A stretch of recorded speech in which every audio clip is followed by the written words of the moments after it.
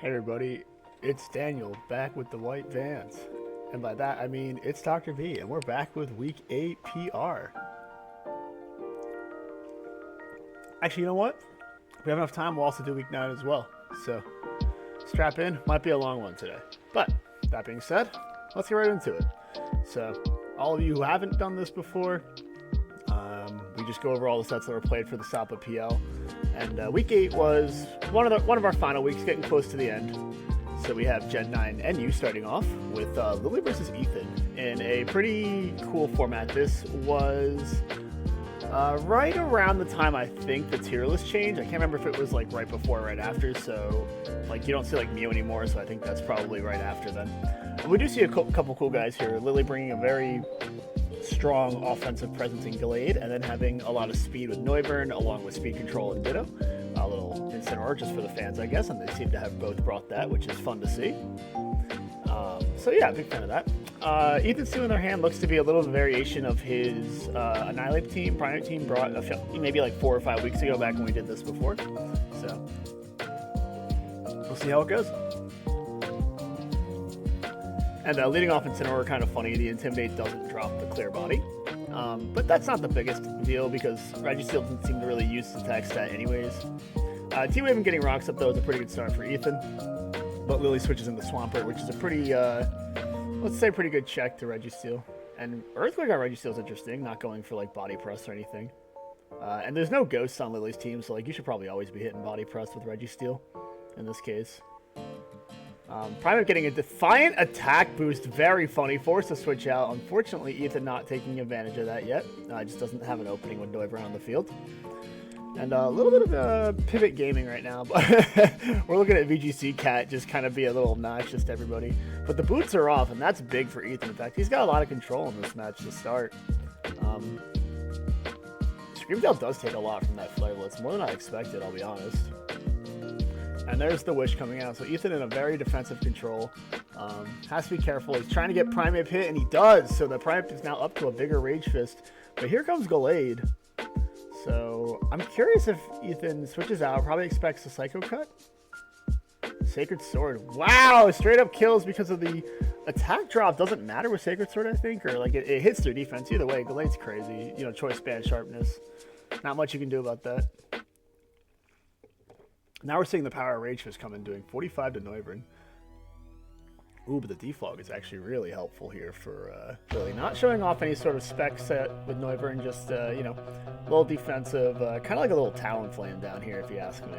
Like any Talonflame, but... Magazone's in here to lock in Slowbro. Let's see what happens. 25 on a Scald, does not get the burn. Registeel's a pretty decent check here, but you do have to hope that you have Body Press. And you take a ton, though. Like, that's very strong. It could be, it could even be analytics boosted if you're not careful. Getting Noivern paralyzed is pretty good for Ethan here, I will admit. He does have to find a way to take use of it, though. He gets his rocks back up, so he's doing a good job. Going right into Screamtail, though, to take the next defog. Honestly, I don't know if I would have even, like... I think I would have just kept Registeel in there. Like, its fourth move could have checked that thing around a bit, but... Ethan attempting to get somebody back to full health here. Looks like he's going to keep Screamtail in, though.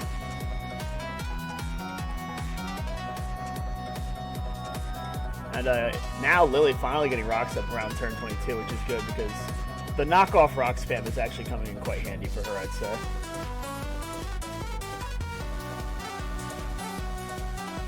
And Grassland Thunder is going to do pretty much nothing to Magazone. Is forced to switch out, doesn't seem to be carrying Focus Blast.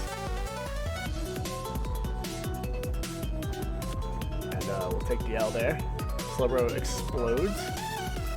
Not sure why you're switching Slowbro into Magnezone, Ethan. That's a scary decision, but going all out with Rage Fist here, I do appreciate that, knowing when it's time to go.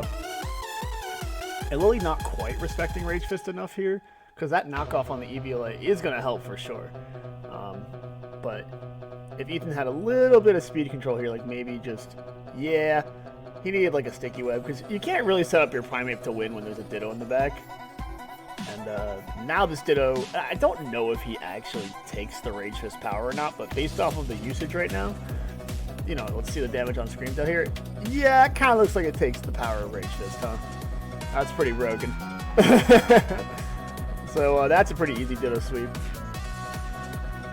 Gotta be a little careful with your setup, guys, until he's gone. So, oopsie. Sometimes you let it be you. So we'll move on. Also, I popped my mic just a little bit louder because, man, for some reason this song is loud. So hopefully you guys hear me all right. All right, so game 2. Looks like they both brought a little bit of a more defensive core-oriented team. I don't know what Ethan's team is. I don't think I've ever seen this team before, but it's cool. It's got Frostmoth, Quiver Dance Bug, Matchup Moth with NU. It's got Sylveon for the crazy psychic, or crazy poison. Fairy damage, I can't speak, which actually is going to go really hard into this team right now. And got Quag for Quag. Lily on the hand, bring a little more physically offensive dudes like Mienshao, Crook, and Lycanroc. They don't seem to have the greatest matchup, but it's not the worst either. None of Ethan's team is particularly physically defensive outside of maybe that Slowbro. Now, Cellrock checks all, Frostmoss until the end of time. For some reason, Ethan puts up Missy Train. I think I'm remembering this team now, but then just sacks his Klefki instead of doing a Prankster hit. So, yeah, not sure about that one. Seems like a waste of Klefki's talents. Obviously, it's here to set up Sylveon, but we have now 2 dead Mons before Sylveon even hits the field. They hit the Terra Fairy Hyper Voice, which, it does a really good chunk of Uniclus and will probably one-shot this Noivern. There he goes. Especially because I realize that there's a dragon. Keep forgetting. But now Scarf Crook is here, and Ethan forced to switch out to avoid, I guess, an Earthquake. Honestly, he probably could have taken one, but taking the double would have killed him. So let's see if he Chilly Reception's out. No, he just goes right into... Raw switches into Frostmoth. If you thought he would have set up the snow. A good sub there, but it goes through... Psychic Noise goes through sub, which is funny. So Ethan should have a Quiver Dance here. And get one hit off on Mienshao before it leaves. Also, it's Scarf, which it might be Scarf looking at that. And I think the biggest issue with Ethan right here is that he popped his Terra Fairy so early that he'll never get the Frostball sweep he wants, because he'll always die to Accelerock. And now Lily really locking in, saying, I'm going to hit that Accelerock. So, Ethan's Slowbro proving to maybe not have Chilly Reception after all. Psychic Noise on Slowbro is neat, but it isn't going to do anything. Thanks to, I guess, Own Tempo? Which would stop... That doesn't make any sense to me, but for some reason, Will wrote Own Tempo. And now Dragalge hitting Big Dracos. Kind of not the right guy you needed at this point, but seeing that his whole team is special attackers, I don't hate the line of thought where you just got to get the crit, Just aim for the crit. It's your only way out at this point, and he gets it. So, respect to that play. At this point, Lilio goes into Reuniclus, looking to foresee the future again. Ethan goes for Psychic Noise, which is definitely weird, considering that this thing probably can just regenerate out. Although maybe it has Magic Guard. That's what you want to see. Yeah, you want to see that Dragalge come in, but not to take the Future Sight. Yeah, you can't sack it to that. It's too important. But Sylveon comes in, yells really loudly. And dies to a straight-up Stone Edge. So I think this game is over. That's a Terra. That's a Rock Power Stone Edge. Does he get the Scald? He saw the future, Ethan. You don't have time to see the future. You gotta hit Scald there. Oh, that's a potentially game 3 if he just hits Scald. So a little bit of an oopsie. A couple oopsies this game by Ethan. Lily winning with Lycanroc in a, imagine if that Klefki didn't just, or if that Quagsire didn't just explode. You always gotta expect the funny Reuniclus coverage in this gen. But it was a good set. Fun to see those two play for the first time this season. And in fact, they liked it so much they played in Gen 5 as well. So in a more fun black and white UU tier here, we have what looks to be Lily. I don't remember if Lily subbed in looking at this team. I don't think so. I think she just brought one of her old teams because we definitely saw this team before. And if I recall correctly, it's a pretty cool one, but it relies a lot on Gligar to do a lot of the heavy lifting defensively. Whereas Ethan wanted me, when I remember making this team with him, he was talking about how he wanted a Selgor and a Scavalier team at the same time, and I looked at him and said, like, Victini's the #1 mon in this tier, right? And he's like, yeah. So we built him one anyways. There were some shenanigans involving, like, me first, like, a Selgor with Unburden and all sorts of shenanigans, but it was never good enough, so...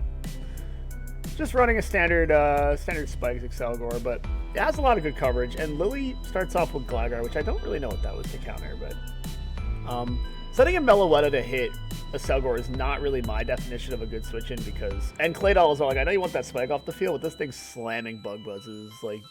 That's two guys that are effectively dead. In fact, Bug Buzz is insane into this whole team.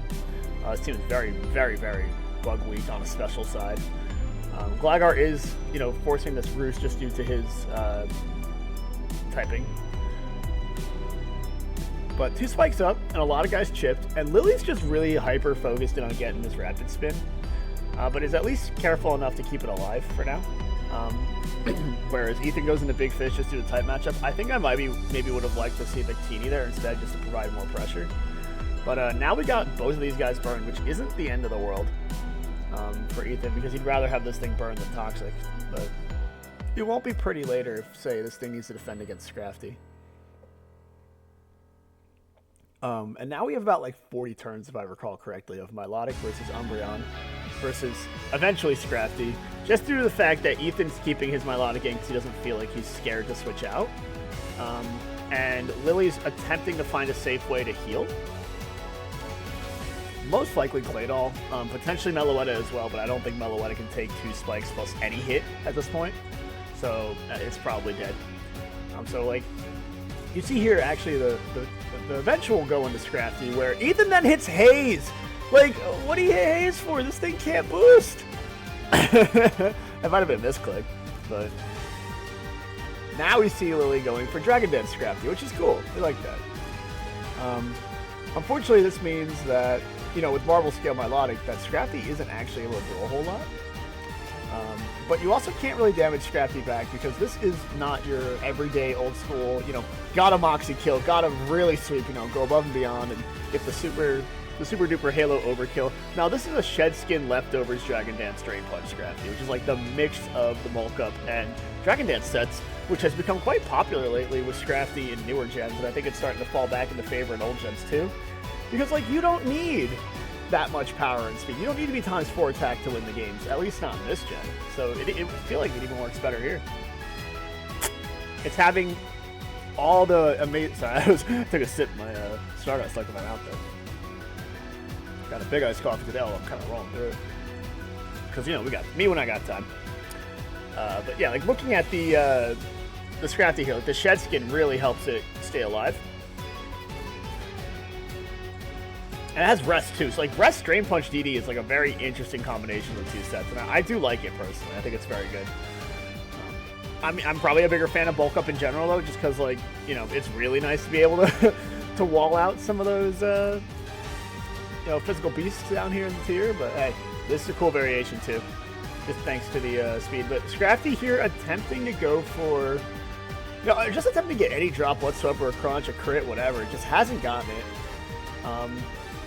And Ethan, I think at like, in my opinion, if like I'm being honest, there was about like, let's say like 10 turns where he could switch into Escavalier at any point because after a Haze, after whatever, like you get this thing down to +1 and Escavalier will always kill because it's not Bulk Up. You always have the Mega Horn kill on lock if you want it.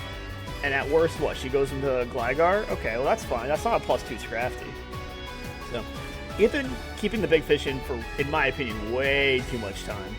Not that it's going to do a whole lot, like now it's so low, and Burn does so much chip in this gen, so it does feel like Catch-22 where you feel like you can't switch, but you're also not making any progress. You're just stalling, and if you, like, in worst case situation, you lose the game, whereas in best case situation, you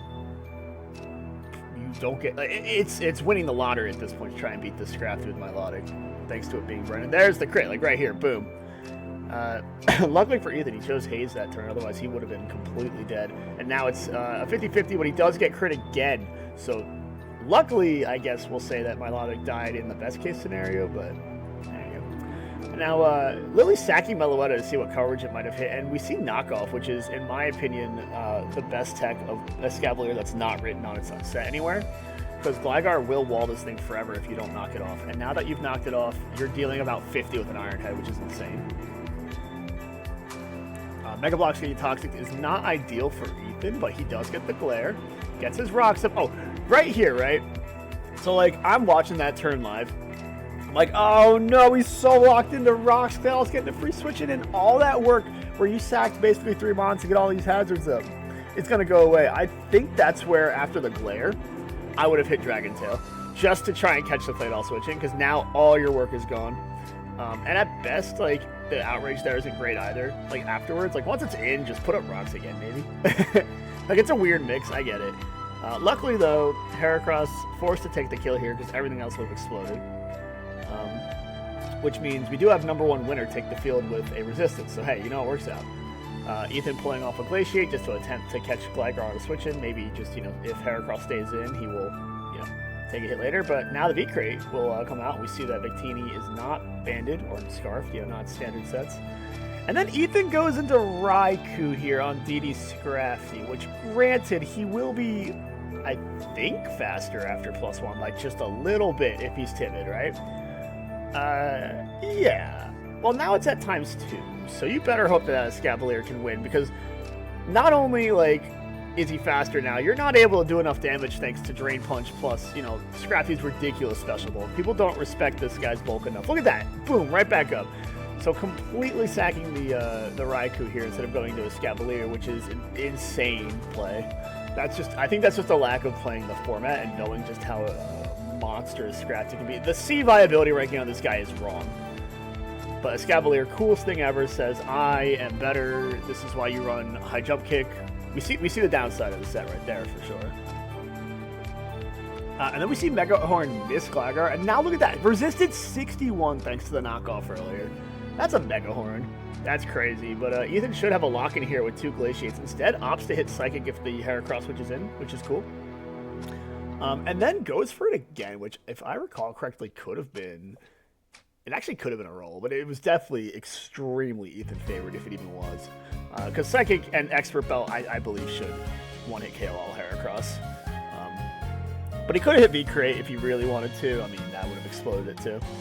But we do see that it was Scarf Cross, so, you know, if Lily got the crit there, that would have gone her way. And all things considered, all the boring, scrappy, Milotic sitting around doing nothing in the middle still led to a pretty entertaining set, so I enjoyed it. We'll go to game 2. Game 2, we see Lily's team here, a very aesthetically pleasing team. You got your primary color palette here with the Mew, Victini, Blastoise, and, you know, Zapdos, Shaman. And then you got a little Snorlax for a little base color, you know, mix that all in. Ethan, another team running a very blue team, very blue and yellow team. I'm not entirely sure. Oh, I'm sorry, I got these mixed up. Ethan running the cool color palette team, Lily running the blue team. Lily out here with Magneton, which at first you might be wondering why. Why is Magneton here? It's not like there's no steals to pull, and everything kind of deletes it. But luckily for Magneton's sake, it's an analytic choice specs user that can really, really, really brutalize a team if you don't have a ground type. So looking at Ethan's team, I don't even see a ground type. So I think Lily's pretty happy about that. And both of them lead their Victinis. We do see that they're both either likely Scarf or Expert Belt. Because that's not banded U-turn damage on Victini, that's for sure. And we see here the analytic Volt Switch doing 19 to, in my opinion, it's probably analytic. We don't actually ever find out, but I'm going to assume it is. Or it could be sturdy, I guess, but I don't know. A lot of good abilities for Magneton. Ethan actually dodges a huge Heat Wave there and then misses a Seed Flare, which is a little bit, you know, we'll take the 50-50s if you're Ethan in that case, because you do not want to be in here with Zapdos. Surprisingly, extremely surprisingly, Ethan gets a sub on Zapdos, which I don't know how he pulled that off. I know why Lily switched to Dragon. I don't know what Ethan's mind said, go hit sub right now while you're slower than Zapdos. Or at least speed tied at, you know, it could have been a speed tie, which he had lost 2 in a row. Which that doesn't mean anything, but you just gotta be careful. But he gets away with it, and then even better, manages to survive a Dredagon Dragon Tail, which is huge, and get a Seed Flare here. So right here, I'm hitting sub again, if I'm Ethan, right? Like, I'm hitting sub again. There's literally no reason not to. And then he doesn't. He hits Psychic, because I guess it would have killed. But, like, of course that Dredagon's switching out. And even then, like, you don't hit Psychic here. Like, if you're going to kill, I'm pretty sure Seed Flare would have killed. You know, I know it can miss and all that, but the whole reason you run Seed Flare on Shaman is to get those Spadef drops to then clean up the next turn. And when you're running a sub-seed set and you noticed your guy there who had Dragon Tail Earthquake couldn't kill you, and he's leech seeded, that's a free sub. You just take that sub again. But, you know, going for the Psychic Kill, I get it. But then you're in against Azelf. Nasty plot, likely special attacking Azelf. I know it's like you think it's Gen 4, he's going to set up the rocks and all that, but no. In Gen 5, this thing is a sweeper, and it will run fire coverage, and it just nuked your Shaman, which is pretty important. But we can make it around. You got Mew back here. And Mew going for a little sucker punch, which I can respect. And then Ethan not quite realizing it's actually not analytic. It is Scarf Magneton, and I would not have expected it to do 50 either to Mew. So unfortunately loses his SD Mew pretty early. Maybe should have been, yeah, SD Mew's a hard set sometimes. It's like, what if I had Bisharp but without the 4 times fighting weakness? So that's all right. That's a live and learn right there. And then Snorlax doesn't get the kill with Body Slam, so oopsie. Here comes Druddigon, about to hit Protect. Oh, I don't know if I like this Druddigon set. I really don't think I like this Druddigon set. It's working, but it's really passive. The Protect is nice to scout Victini though, so there's positives to running Protect without, like, you know, anything. Ooh, but Blastoise getting a huge Scald Burn here on Snorlax. And Ethan's team is kind of breaking apart a little too fast here, I'd say, like a little bit at the seams. Gets a nice roar, but not the guy he wants. You know, he'll take the chip on Zapdos, but now it's a pretty free Volt Switch for Ethan.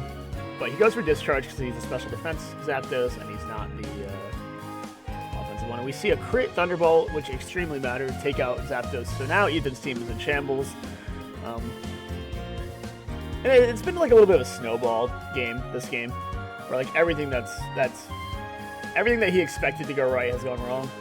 And this can happen. This can happen. Snorlax is going to die to the burn here, and now it's a 5v2. Gets a nice read here, expecting, you know, Blastoise comes in on Victini, you know, at least you don't take too much rocks. Should die to Scald Druddigon, not the special defense wall, but he does take it, but he gets burned. So, in a similar vein to Snorlax, the lefties will not save you today. And Zapdos in a pretty fantastic situation here to clean up. Just Thunderbolts, and we'll call it a game. Move on to game 3. Bonk. Victini only coming in once, I think, on Ethan's team was a little bit rough, because it's a pretty nice matchup for it. Man, is that banded? Oh no, I just crit. I was like, whoa. That did too much. He's a big winner. Yeah, so, end of the day, be careful with your electric resists when you see both Magneton and Zapdos on the field. So. Moving on to Game 3. Game 3, Ethan brought a team that I've never seen since apparently the last PL, and it is certainly the team of all time, running out Whimsicott and Cobalion, which is fun for him. I don't see him bring that too often, and then some classic, you know, Azelf, Togekiss mons. Lily, on the other hand, bringing out Xatu. The Xatu, yeah, Mega Duo, very common duo. When you see one, you'll see the other. Just due to the fact that Xatu is the only Magic Bouncer, or at least the best one. If Espeon somehow fell into UU, I honestly cannot remember. And then bringing a pretty good support core behind it. You know, Swampert for just general defensiveness, Scrafty for win con, Flygon for just being a good Dragon type in Gen 5, having that, you know, Scarf Band 50-50 usually. You could run defensive too, I mean, why not? I think Pythagoras is, like, you know, the best ghost type in the tier, so team's looking good. And you're like, oh, Cobalion Flygon. Ethan's brave enough to stay in, you know, get you turned on. Of course, he has his brain shut off for the first 3 turns of this match, because not only does he Stealth Rock himself, he then Toxics himself too, which luckily he's immune to, but gets T-Waved for his troubles, so, yeah, don't ever be the one that sets up the rocks on Xatu turn 1. Like, don't do it. Don't let it be you. I think we've seen it, like, multiple times in our entire league throughout, like, the years. And every time I just think, like, okay, I get it, maybe, like, if you're doing, like, reads later in the match, but, like, don't let it be turn 1. Don't let him call you out turn 1 like that. That's rude. But Cobalion now getting sacked, and that's a really big problem for Ethan, because this Cobalion is probably the only thing stopping Yanmega from sweeping his whole team. You could argue Togekiss as well, but Togekiss with rocks is going to be, you know, in a really rough spot over time. And speaking of which, it has hit the field and did a little under 50 to Flygon. And that is not enough damage, nor is it fast enough, so. Azurill comes in. It is not a fairy type yet, so it will have to eat the Outrage. Ethan's team is about half dead on turn 10. But the choice banded waterfall actually goes crazy, but the huge power getting taken away means that it's only, thanks to Mummy, is actually a pretty good technique into it, stopping Azumarill from getting the 2-hit KO there. And now we see Whimsicott come in, and I think in any other matchup, this Whimsicott's okay, right? But in the matchup that Xatu exists, you cannot bring your Whimsicott in until Xatu is dead. Because even if it did have an attacking move, which would probably be around the lines of like Hurricane, I'd say for it, you're not going to do enough to Xatu to really matter. So all your support moves get redirected back to you. And we see here that Xatu is able to take quite a few hits thanks to Flygon being still one of the weaker mons out there. But he's going to have one more shot at getting a kill. So we'll see here. Goes for Earthquake. I mean, hey, they like it, right? That's a pretty brave Earthquake. Get a little extra chip. And now Ethan just at least gets Swampert off the board. Probably the least important mon left of Lily's team. Because every time you get a kill, Scarf Flygon comes in and just gets another one. So there's just not enough. Like, imagine you had that Cobalion around for that. It would have been really nice. But yeah, Mega's in. I will say that was a respectable Aqua Jet there. Almost did 50 if Ethan had any rocks on this team, which, you know, he didn't set up on himself. Maybe he could have done something, but now we got 0 attack Whimsicott in here, and I know you guys don't see that, but I asked. It has no attacks. And now he's going to taunt himself. And Lily is going to almost get hit with the Dr. B Aaron Reyes clause here by attempting to roost every time and encore that roost, and I don't know, stuff's happening. I'm like, just hit him. It was like 12 at night. I was trying to go to bed, but it was a good set.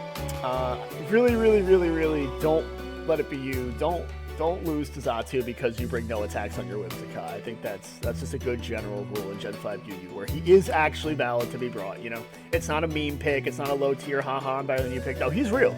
You gotta respect that. Alright, let's move on. And not even that, it can even be offensive. I think it's kind of neat. A good job by Lily getting game 2 here. Nice to see. We'll move on. So we have Gen 7 OU between Adam and Will. Will is bringing a Aerodactyl team again, trying to bring his friends. We do like to see that. And Adam is bringing Psyspam, potentially. It's also just a nice balance core, you know, Rotom Wash, Tangrowth, Landorus, and Mavernia. They kind of have a lot of synergy together. Obviously, you know, the 2 in the front here seem to be more offensive takes, but Latios can also be defensive, so this could just be a really bulky offense team by Adam. And they both lead their Landoruses, and we're going to see which one of these guys is actually prepped for the other one. So Adam sets up his rocks and gets hit by HP Ice. So now he's forced to leave, and Will gets his rocks though. So I think Will won that trade just a little bit, and I think the Lando sets that don't run HP Ice in Gen 7 better have a lot of coverage somewhere. Especially when Rotom just hits Defog on turn 3, you're like, oh, why did we even bother setting up rocks? Like, if you're just gonna defog your rocks away, and now, like, your Lando's half dead, or almost completely dead, but Clefable has hit the field and has started the Calm Mind War, so now you're still wondering, is it Magic Guard, is it Boots? Adam's staying in, though, being a brave boy. I was like, the Volt Switch probably should have came out a little bit ago, but obviously you still have to play around with Lando, right? And Magarnia comes in to take literally no damage from Moonblast at 1. And now you're going to see a really cool Magarnia tech, which is not, like, unknown. It's extremely popular, but it's running Iron Head, which you at first would think, hey, that's definitely for Clefable, right? No, it's actually for other Magarnia. It's for, like, other... I don't know if it gets Calm Mind, whatever its boosting moves are, right? Like, you just run Iron Head to beat the other Magarnias, which is really silly, but it happens to also beat Calm Mind Clefable in this gen. Because that is a max defense Clefable taking 40 still. So, Will gets flinched, attempting to get a Wish off. But he'll still say, okay, you know what, we'll try this again later. Let me get a little more lefties with Protect, and I'll leave. We'll get out of here. And Adam, let's see if he's willing to call it. He doesn't. He just Iron Heads, which is respectable, but now gets hit by the Rocky Helmet. And now I believe Will is going to shake into Earth. And Adam, once again, puts up his rocks at the cost of his Landers. So let's see if that comes into effect later. Not that I don't think Landers is super important in this match. It's pretty nice for Will's Magarnia. So let's see what... I think Will agrees and decides to get that thing in early. But we can see that it's AV Mag on Will's side. So it's not going to be doing any crazy setup sweeping. At least we hope not. You know, like Like, it's not going to take the game yet. And now Tapu Lele versus Gren is always fun because, you know, if Gren misses this Hydro Pump, he will indeed krill himself. But he is no longer a krill, he is a real fish, and he has become battle bonded. So, getting the Psychic Spam out of the way, Adam's team offensively broke a little bit there. Will attempted Ice Beam. We do see what looks to be AV Tangrowth, taking only 35 from that Ice Beam. So, you know, good regen, good Ice Beam tank. Magernia in a lot of trouble on Will's team. He'd have to pass that, I wish, but I don't think there's a safe way.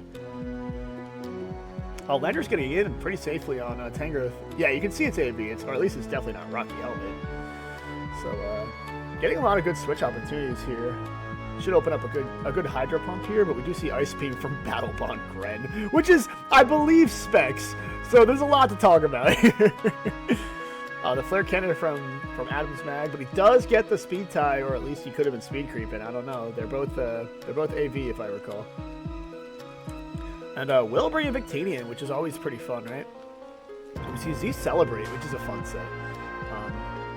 Of course, Adam doesn't really know what the Z Celebrate set is, so he actually sacks all 3 of his Mons before going into the correct counter, which, like, maybe he should have looked up before doing that. But it's hard to know, right? Because, like, you really don't know what coverage it's going to run. But, like, looking at that, like, he did not need to sack half his team. This game is way different if he doesn't do that. Will attempts to get a Searing Shot burn here twice. Or at least he has a Stored Power and then a Staring Shot. And realizes, oh my god, I'm going to lose to this Latios. Or Latias. The real power of this team. So, yeah. The power of Stored Power Latias. Will is in huge danger now. Adam's saying, I am going to pull out the endgame King Gambit here. Luckily, it's only at ×2, so this Dark Pulse is going to do 40, and Adam goes for another Calm Mind. I question that one. I don't think he needed it. Oh, he might have. He got the kill there. But now that it's so low, you know, you just get Arrow in for free. So we see Mega Arrow hit the field and hit Pursuit. And luckily, that Pursuit does kill, because I actually do not think that... Like, there's a couple things that Arrow runs, and I don't remember if Frogslide killed that. Even though it should, right? Like, you think it would. Or whatever its move is. Oh, Stone Edge can miss. It will kill, but it can miss, right? So, like, luckily he had a 100% accurate move to actually hit there, because it was really close to not killing. So, if Adam just, like, shot Greninja instead of taking 2, he would have probably won that set on the spot. Yeah, because, like, Lando can't take an Ice Beam, so yeah. So, really, really close set. Adam bringing it back from the clutches. I mean, we actually still would have had a game, I think, if he did keep these 2 around, because, you know, Victini in the back kind of cleans them up anyways, so, you know, didn't really need them. But we'll go on to game 2. Game 1 was fun. Looks like YouTube has said I did not want to listen to more music, so let's start that up again. And in game 2, we have, wow, we have Adam running his patented Sun team. And as much as I love this team, I said, Will, we're not losing the Sun team this week. I'm not going to let it be you. But then he brought this team, and this team is a Mega Gyarados team, which is really funny. But it also has the Matchup Moth. So, like, Matchup Moth is really good into the Sun team right here. Like, if you get too many Quiver Dances off, they cannot hit you. Like, as soon as, if that's not a physical Tapu Koko, they have nothing to deal with you. And physical Tapu Koko can't deal with speed of, you know, QD Volcaronis. So. We have Mold Breaker Extra Drill in early versus we do see Charizard Y, and it's faster and hits Rock Tomb. I almost wonder if, I mean, I know why you run Rock Tomb on it. I get it. It's the Suicide Lead set. I think it's good. I think it makes sense here. But unfortunately, it does not get his rocks up because Frog in the Sun at -1 is still faster than Excadrill. But hey, that's a lot of damage given. You know, I guess we'll take it. We do see Landorus hit the field here. The Shake into Earth, which, wow, did a lot of damage. The speed drop mattered in that regard. So only a little more speed needed, I guess, to outspeed whatever Venusaur set Adam was running. And then we see a big Heat Wave miss on Volt, because now it's like, oh, great. You know, he's going to start Quiver Dancing. Yippee. And I think the game is actually over at this point.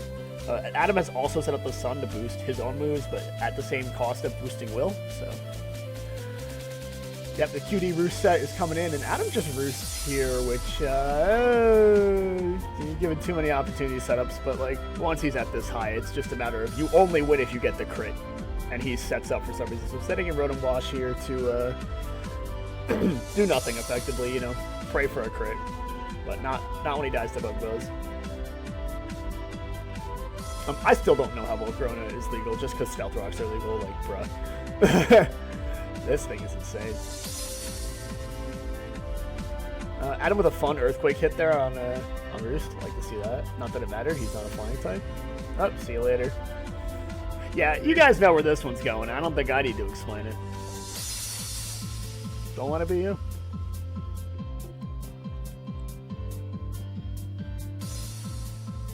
So sometimes you can have a really cool team like Adams, and you can have, like, you know, you can actually play pretty well. In this case, I don't think there was a whole lot he could have done. We do see Savage spin out kill here. It was not needed. It was just for flexing. But sometimes you get Volcarona, and then everyone's like, oh, I'm just better. But, that's what happens when you play, you know, Mons. Sometimes it's just not a good matchup. You just gotta move on. So, we will. But nice to see Adam and Will play. They're always fun. And now we're going to my set of the week. Jordan. Bringing a really cool Little Cup team here. I came into this Little Cup set, remember thinking like, oh man, like this format's dead. And like, there's not any technology anymore that I really like enjoy running. Like it's all, because we have to get an item clause, right? And only one Eviolite means like everybody's kind of booty cheeks defense. So you can't really have like enough time to set up good gimmicks. Little did I know, Jordan here was cooking on the side and opened my mind a little bit to some of the better offensive techs in the tier that I was unaware of. So right off the bat, she's bringing Stunky and Snubble.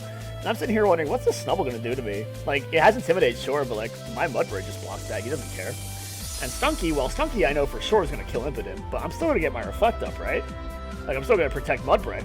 So, Impidimp goes down because, you know, no Eviolite. Has to run Light Clay in this case.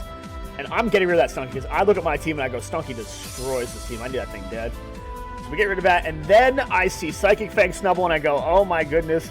I knew it. I should have party shot it with Impidimp the whole time. I'm like, he's going to try to do something weird to me.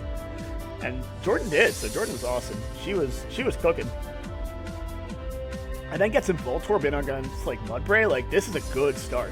This is a really good start. One of the scariest monster team is now dead. And Mischievous doesn't do enough with a Shadow Ball, so it gets T-Wave. That was not. See, like, I'm not expecting this T-Wave. This Snubble set made me so happy to see. But now we got Volt Switch coming in on Cutify. And I do get the webs up because I do see the back there does have, you know, Growlithe and Mian Chao. So I got to just, you know, get that web up, even if it costs me another Mon, right? And then lastly, we come in here with Snivy. Hit the Leaf Storm. Fun fact, Snivy's legal. It doesn't say that, but it is. So yay, I guess. Mischievous explodes in one shot to knock off, but I feel like I'm in a pretty good spot here because thanks to the power of the Sticky Web, I'm actually faster than Voltorb, meaning I can't die. And my Glimit's got the Meteor Beam, so it can one-shot Vullaby, even though it really probably could have done that with just a Power Gem. And now we've got the last 2v2 here, so the comeback is turning around in my favor. And just to avoid any fake-out shenanigans, I just go for a double protect on this turn. It turns out the high jump kick comes in, and Jordan just ends up krilling her Mienfoo. So, Terra Blast doesn't kill. Growlithe's kind of cool, but Dazzling Beam will finish it off. So, even though it was a really good tech, and the game probably would have been over if, let's say, like, this little Vullaby had, like, Defog. If, like, a Defog popped off after the Sticky Web, that would have been the game in her favor. That's how fast these little cup games can go. So, on to game 2 here.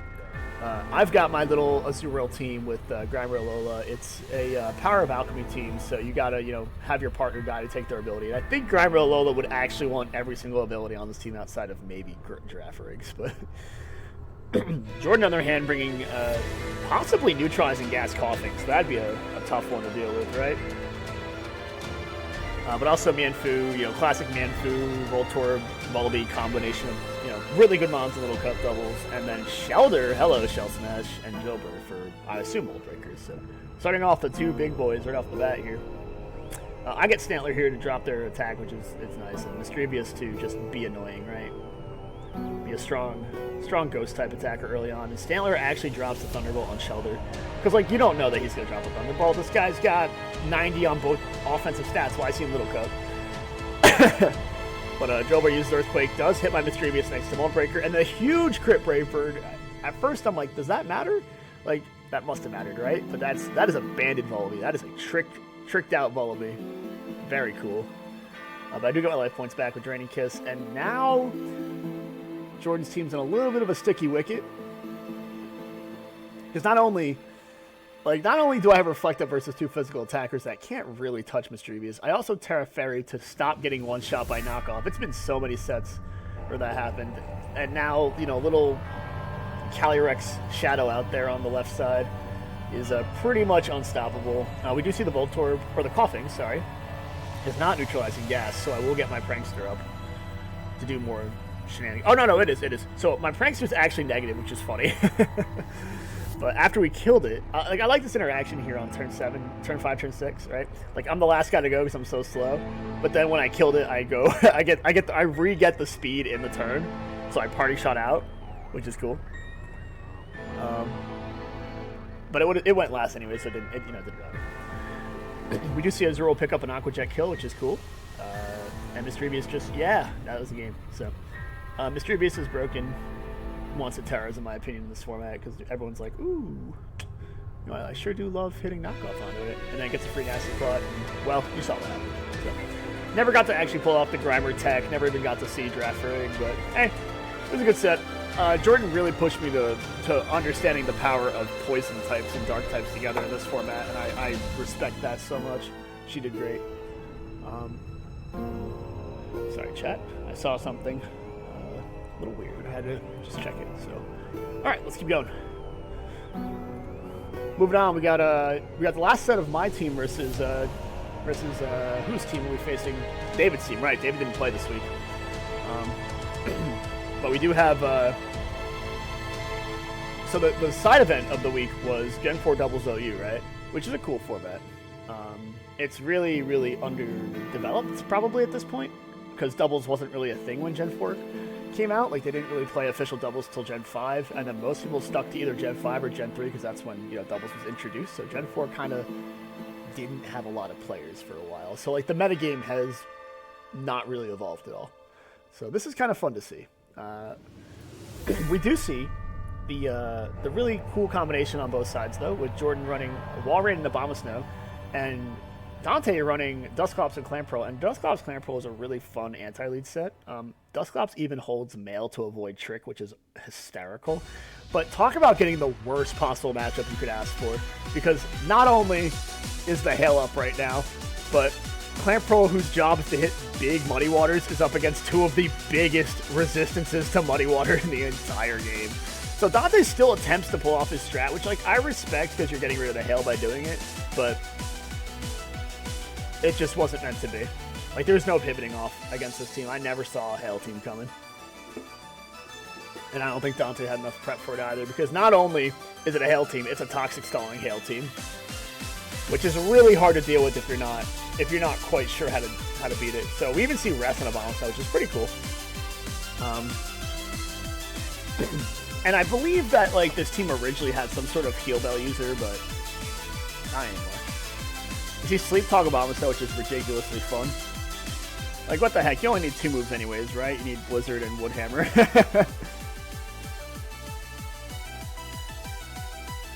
And the Ice Age Baby is still behind a sub, so Wall Raid is doing everything. Oh, we see Ice Shard instead of Blizzard.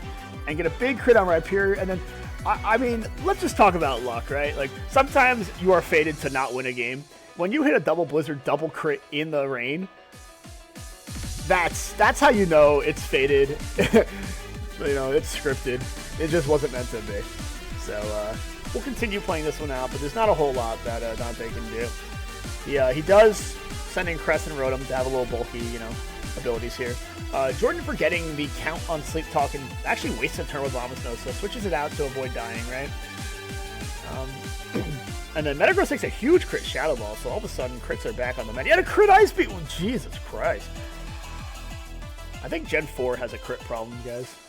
So Snow's back up. I do like that. I do like that she eventually went and put the Snow back up for her Hail team. And then for some reason Dante Leaf Storms in on Wall Raid, which honestly, like, if there was a way, if he had like Lunar Blessing or whatever to heal off all these statuses, which I don't think does that yet, or, you know, the one that, you know, heals 25% in status that you can do with Cresselia in the VGCs lately, it's been pretty good. But because you don't have that, it is kind of over. You're all on time where everyone's getting toxicked up.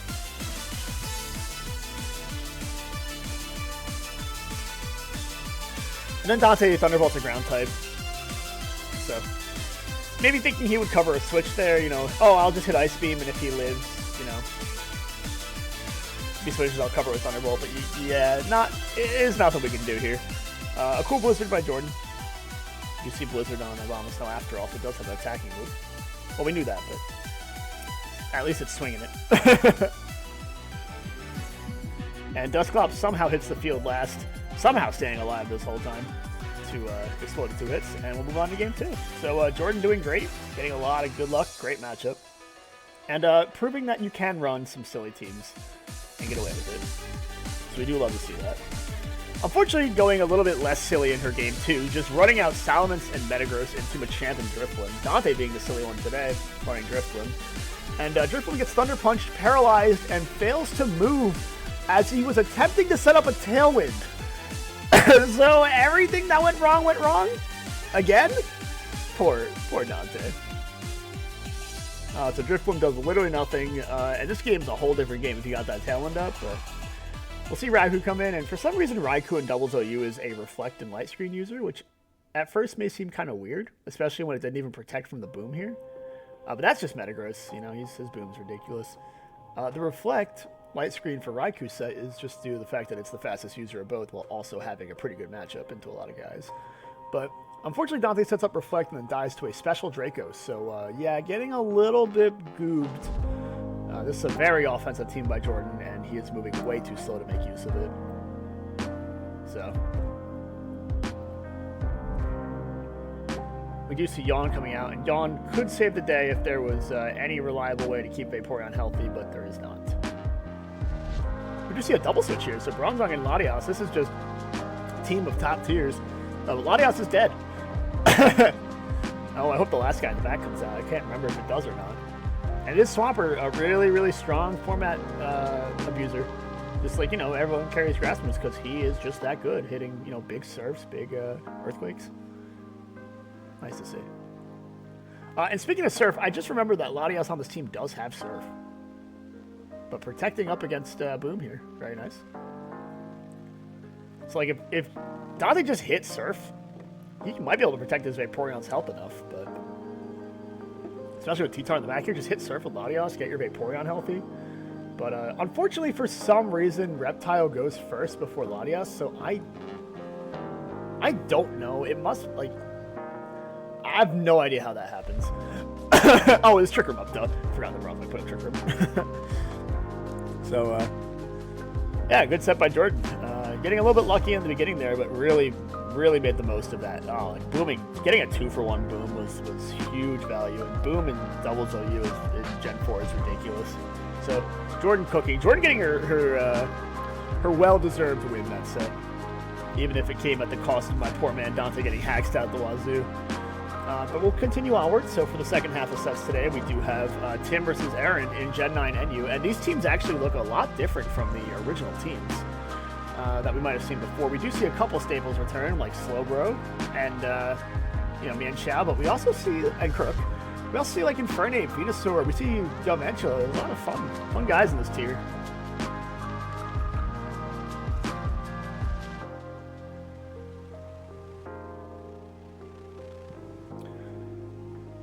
And Infernape U-turns out, and Torterra Shell Smashes. Wow. The Sticky Web is up, though, so I think Galvantula will take a Sticky Web plus a dead Torterra, because this Hariyama can just kill it with priority, which it will always carry, thanks to Bullet Punch for fairies. But now we see it's not Guts, so turns out it's actually Belly Drum. Could still be Guts. But that Slowbro's in a lot of danger. Tim probably didn't. I don't think many people expect Belly Drum Hariyama. It will just kill the next 3 things it can. It will be quite a lot of death out there. So we're going to see here. We see Bullet Punch. I don't get Bullet Punching there. You don't Bullet Punch that, but the crit probably mattered on that future sight. It's a very strong move, don't get me wrong. But I think Hariyama could take it 1 Infernape hit. Wow, that's crazy. That just one-shot him out. So, yeah. Venusaur in the Sun Paralyzed is still faster than dudes getting, you know, thanks to Chlorophyll getting hit by Dancy, so. Or sorry, getting hit by Sticky Webs. So it's kind of funny. And he does have to manually set up the sun with it because I believe Drought is banned in NU, especially when this set was played. So, little Vulpix was NUBL. And then we do see Tim does have a unfortunate, I believe this is Scarf Mian Xiao. So if it was just Cloyster and Chandelier, then this could have been a game, but Crocodile pretty much puts a stop to all that, and we don't even see the Intimidate, if I recall. So this is probably Moxie. Or is it? I don't know if you get a boost on the final kill or not, but Aaron proving just the power of Venusaur in the sun, while Venusaur was probably on that, Venusaur was on the ban list, or at least potentially going to get suspected right before the sun got banned from like the higher tier above it. So now it's like a little less checked, but it's still very scary, especially when it sets up its own sun. A lot of guys have trouble dealing with that down here. But going into game 2, I'll switch it back so we're seeing it from Tim's viewpoint. Tim bringing his Evolution team, which is always a fun team to bring in the lower tiers. And Aaron bringing a different team. A lot of dudes. Don't really have a lot to say about it. A lot of guys you've seen before in other tiers, so not like there's anything new here. But Tim getting hit by first impression Flygon. Kind of funny, not stab. See you later. That Jolteon has Ice Beam. So pulling off a turn 1 Terra, we'll see if that comes back to bite him or not, or if he does get the kill from that. Posh Tim, which is, cool. That's a little kiss for Magnezone. Magnezone's sitting in a really nice spot, though. He just hit a nice flash cannon here on somebody. Goes for Discharge, which is pretty crazy for Jolteon being right there. So let's see, does he get his health back? He does get his health back. Whoop! And then stays in, so it's not Scarf Magnezone at least. There's the flash cannon. Yeah, I'm like when the Jolteon Terra iced, I'm like, that's the freest flash cannon time ever. And then Aaron attempted to be cool hitting Mirror Coat and Magnezone, which is actually really cool, but guess what? Not when the Espeon's the Sunny Day set. It's always a 50-50 down here. You don't expect it, but like he is one of the better Sunny Day abusers. So Sunny Day Espeon combined with like a Venusaur team is really scary to look at. And then combining it with Leafeon, though, is a cool use of the Evolutions. Especially with Aaron, thinking he can get a nice Calm Mind up. Not when this thing's here. And that Leaf Blade's still going to do quite a bit to Talonflame, stopping him from having any Gale Wings at this point, but he'll, still respect the Brave Bird and switch to Vaporeon, who unfortunately takes a big crit, but is still definitely healthy enough to take this thing on if it has Wish and Protect. So we do see the Wish come out here. The Sun turns are fading. Ooh, pass it to Umbreon. I'm surprised. Not just keeping it for, maybe it doesn't have Protect on Vaporeon is the only thing I can think of why you wouldn't stay in there. Because Vaporeon actually can wall out this whole team. A funny synchronized usage that doesn't actually work. Thank you, Talonflame, for being a fire type, I guess. And now we're going to see a little bit of a tough time for Tim. Because while Vaporeon's really good against this team, it's not healthy enough to come in and stop Talonflame right now. We do see Brave Bird taunting the Talonflame is going to go a long way here, forcing it to at least switch out at worst. And we don't see that Basculegion breaks the mold, so it's adaptability. So adaptability Wave Crash doing not a lot. The combination of Foul Play and a Curse Boost here from Umbreon, both helping it survive with the the defense, and Foul Play obviously using your opponent's attack set, so the Curse doesn't even matter there. But I don't think that I highly doubt that Umbreon has a better way to boost outside of Curse for maybe I don't think it gets Iron Defense or anything like that. So. Oh, we just see Mysterious Tim get another chance to set up Sunny Day here, and now I think Aaron's in a bit of a tough spot. Sylveon goes a little crazy, especially when Talonflame is kind of forced to Brave Bird it here and doesn't do anything. Sylveon's a little better than people think. Or Talonflame's just not that strong here. Defogging for whatever reason. Not sure. Maybe to allow for low accuracy move to hit, but instead we see Wave Crash in the Sun, which I think maybe Aaron forgot that this thing is in the Sun still. Mian Xiao comes out, and Terra's into a fighting type to try and get the extra damage to sweep, which honestly I can respect that. I think I would have just hit Poison Jab if I had it, but it's not like anything can switch into that either. And you can force the thing out, come in later. But Slowbro definitely going to be way too weak to beat the remaining Evolutions. Leafeon just is ready to come in at any point if for some reason Posh Tim can't do it. Actually, now I'm curious if that terrible S was pixelated or not. It's a cool Sylveon set. I actually like it a lot. So there we go. Tim gets his Evolution win. Evolutions have done really well. They have a really good record in NU this season. Turns out, giving him a bunch of good moves is actually quite helpful to making him non-viable, huh? So Tim bringing out Game 3. Looks like Aaron brought his same team as before. Tim bringing a interesting team using Sableye Lucario. No Mega Sableye though, so it's not going to Magic Bounce anything, but it will have Prankster Willow. And we kind of just see Flagon going a little crazy here. When did they give this guy Dragon Dance, huh? I don't remember that. Old Flagon wishes he had that. Anyways, Aaron's team is known now because he's bringing the same team as brought Game 1, so Tim's in a much better spot to deal with it, as we can see here by Terraferring his Slowbro, which will go quite a long way toward beating this Hariyama. Does he give him a Guts boost? He does not. Bullet Punch will kill him though, so it is a 2-for-3 trade now. This is going quite fast. And Koiser getting an ample time to... Ooh, you see... Oh, but he gets tricked. He's fine with that. Almost a comedy level of trick here, right? Because he gets the White Herb and takes away his speed loss. But now this is the slowest Cloyster who has a Shell Smash known to man. So he does it again. Just a wing, got reboost. And it is a physical one, but that's actually still a really respectable Rock Blast damage, so you gotta... Yeah, you gotta foul play that. Get him out of there. Good job. Cloyster's dead. 2 left. But... Ooh, Tim does a... Oh, the worst mistake you can make!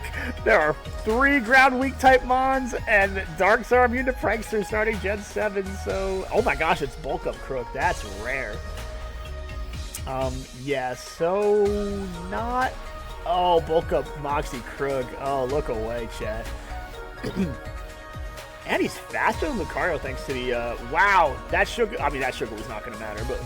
Straight up, I think Sticky Webs invalidated everything. Like, it wasn't even Tim's fault. Like, sure, he got 1 turn off by hitting Willow, but it was really just the Sticky Web ruined the whole defensive backbone here.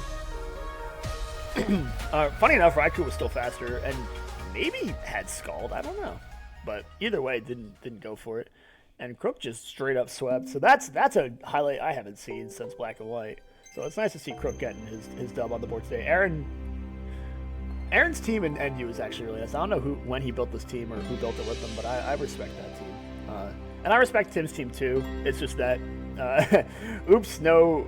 As soon as Flagon went down, Crook got a little out of control. So we'll move on. Into Gen 5 UU. Speaking of out of control, we see THT versus Ernest. And Ernest's team is actually kind of funny. It's almost looking like one of Lily's teams. But there is a Crobat here, who's interesting. He's not always brought. And there is his friend Ambipom, which everybody disrespects, and let's see if we are right about it. Chris on the team bringing what looks to be a bunch of huge guys and like 4 Victini counters, which is really funny. Because let's see if they pull it out. So we got Flagon hitting U-turn. Flagon sucks when you got to deal with Gligar. That's just no fun, right? But Ambipom hits the field to get scalded. And does he get burned, chat? He does not. So maybe he does get to play. Let's find out. Whoa! Fake out crit doing 49! Oh my god. Yeah, just get crit, I guess.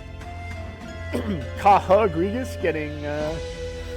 taking out Life Orb, Ambipom pretty... it's a lot of... Oh, Shadow Claw is going to do so much. But his Technician is dropped. Not that it mattered for Shadow Claw. So, yeah, I don't know. 2 Victini counters, half dead already. This Gligar being able to wall pretty much every Cofagrigus. And Cofagrigus always has the problem, right? It's such a good ghost type. But it's like you're always playing 50-50s with it because you got a Shadow Ball or you got a HP Fighting, and everything in the tier resists one of them. So, how many turns can you reliably get? Like, sure, Trick Room set is nice, it's really strong, but how many turns can you reliably use it, right? Like, you either gotta be balling out of your gourd with it, or hope they didn't bring too many dark types. So, Rapid Spin, Ernest Blastoise in a bad spot. Chris is at least not burned, but not healthy. Rocks get up, a good time to get rocks up. And he's shaking the earth, but man, that Gligar is really defensive. Should be a pretty easy Scald here. He could roar if he really wants, but... Oh, he does. He calls out the switch there, but gets a pretty rough Pretty rough switch here. Stays in to eat a Shadow Claw. That was pretty good read by Chris, actually. Ernest obviously expecting Pythagoras to come back in. Pythagoras, sorry. But honestly, at this point, like, you see that Ambipom running fake out Seed Bomb Shadow Claw, you probably could just go Registeel if you wanted to keep him alive. And a lot of Life Orb on Ernest's team, just a lot of pivoting around. There is no Rapid Spin, though. Oh, actually, it is on the Blastoise. He's attempting to get it here. And he's faster than Machamp, which is, makes sense.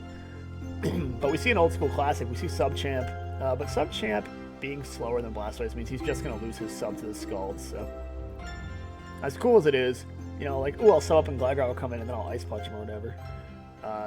You're going to be forced to switch quite a bit now without any speed control of the sorts.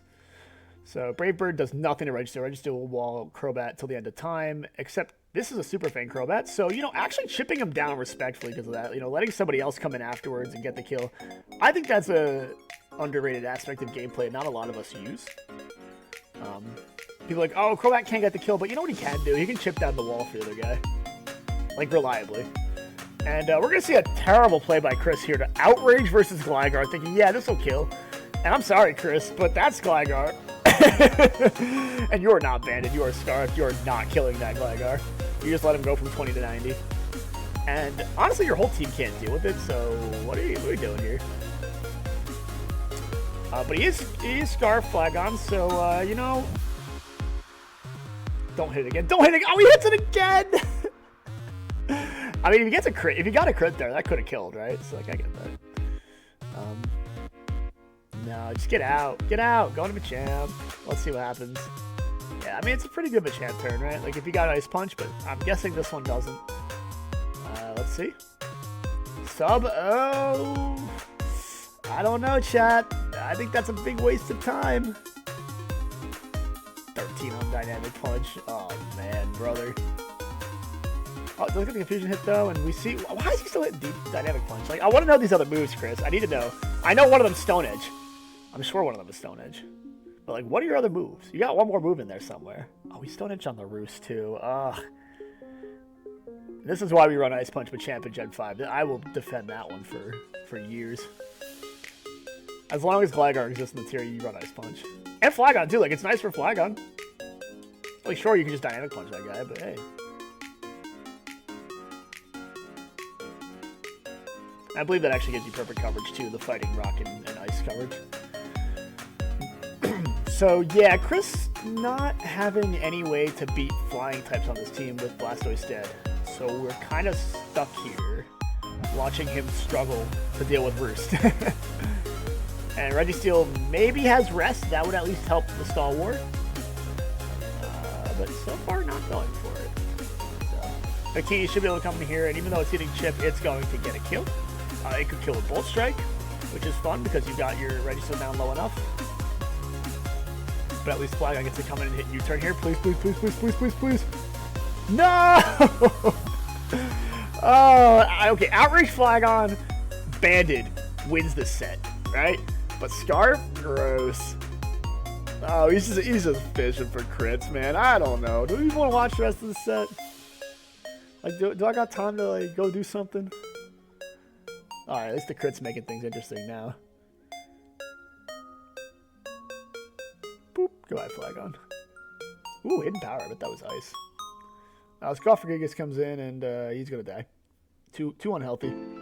Manshao should be able to clean up the whole team here, thanks to being Life Orb. As long as he doesn't miss his high jump kick here, yeah.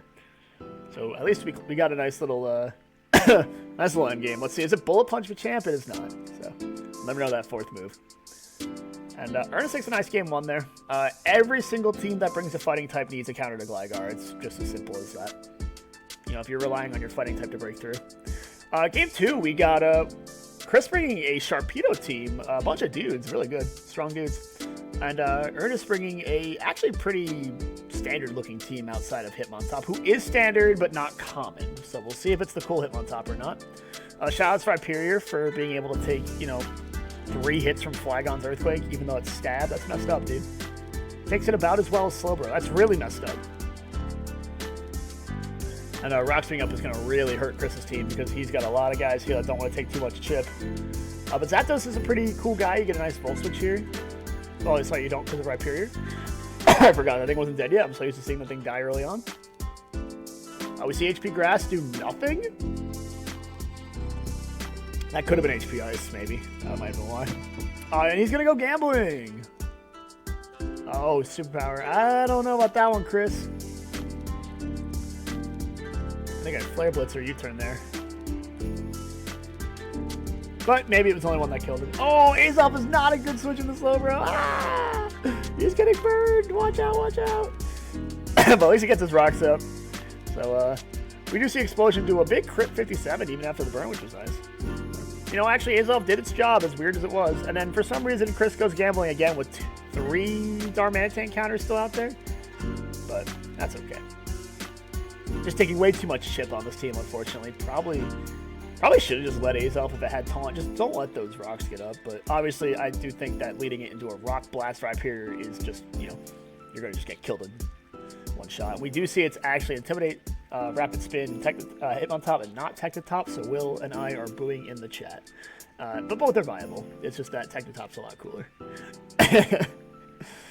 We do see Shaman coming on Zapdos again, and we're going to see, does he know, chat? Is it Heatwave? And it is.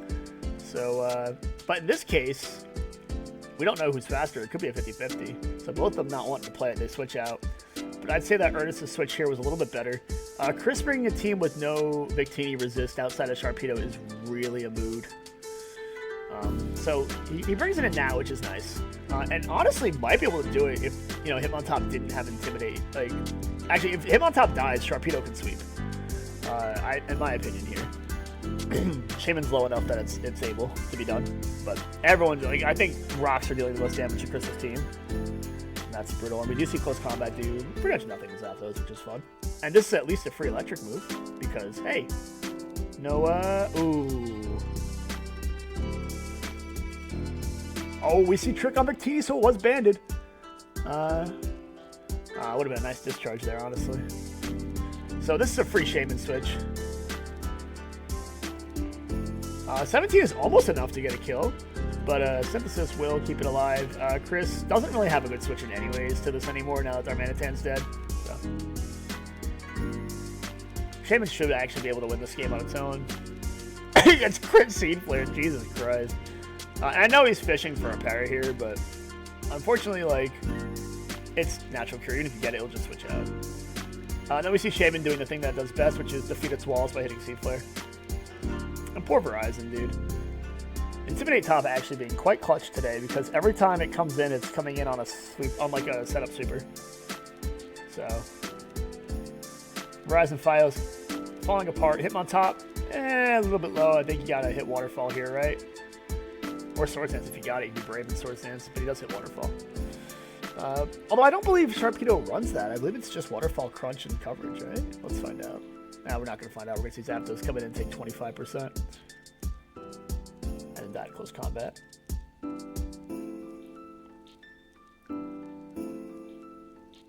Actually, a little surprised it wasn't Flagon who came in here.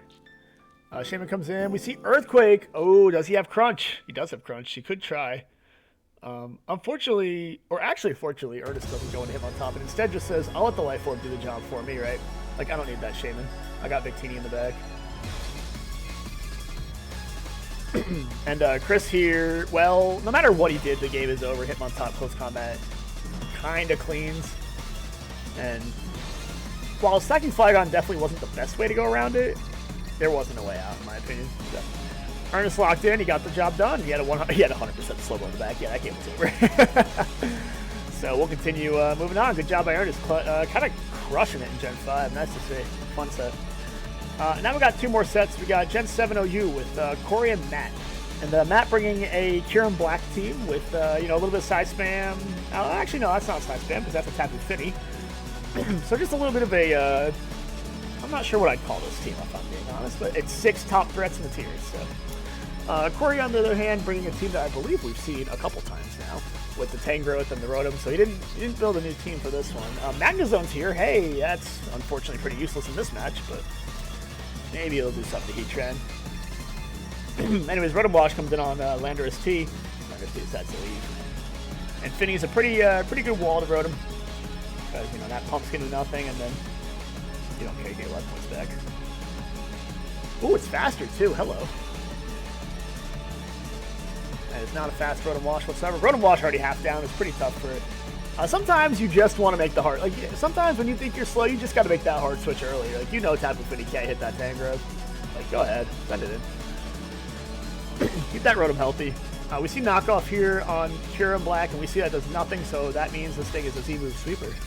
Or it's holding no item, which would be bad. Anyways, Magnezone sucks in this matchup, so he's dead. Dancy has hit the field. Nice. Cool. Is it Mega? And there's the Mega Dancy. Trading away a lot of its defense for more offense. And a lot more speed. Rotom Wash, Walling Lander's T forever. Gets a free Volt Switch here if he's brave. Pain Split will do. The new stove is in. And he Toxics Rotom, so Rotom's officially dead. So once again, it's the combination of, oh, I'll just get Volt Switch momentum, but I mean that's a tough switch. You don't have a good run. You don't have a good Heatran switch on Corey's team, if I'm being honest. The goal would be get Volcarona in and sweep. It's only like it's just a matter of how. So it's not too important if Rotom dies. Just gotta be careful. And of course, that's assuming that Volcarona has the coveted HP ground for Heatran. Of course, my guess is it does not. All those people out there not running Heatran coverage, they gotta respect that goat. And YouTube thinks I don't want to listen to music with you guys again. And I come back and I don't know what happened, but yeah, Nancy just destroyed Gren. I don't know why Matt thought he set up rocks on Gren. I'd never take my shots again. I always take shots against Gren. I don't want him setting up, you know? I don't want him doing anything weird to me. Spoonie's Trace Levitate's fun, but it's not going to get him anywhere, but it's fun. Like, there's nothing on the team that really cares about that. Now that's a good Volt Switch to get Volk in. And let's see. So if I see Quiver Dance Volt here with Heatran alive, that implies HP ground, but we're going to find out that it doesn't have it. So Corey kind of, unfortunately, wasting a turn there. And now Dancy's trapped in and getting intimidated because no more Clear Body and Earth Powers the Landorus, and pretty much everything that you could ask to go wrong is going wrong. And Stone Edge from Landorus, so we assume this is a Scarf Landorus. Well, we know it's a Scarf Landorus, but we could always assume. And Hydro doing 40 is actually insane. That's messed up, dude. Specs Gren, Battle Bond Gren is actually messed up. That's a Kyurem Black. That should not do 40. But we do see Alakazam Trace Regenerate, which is really fun.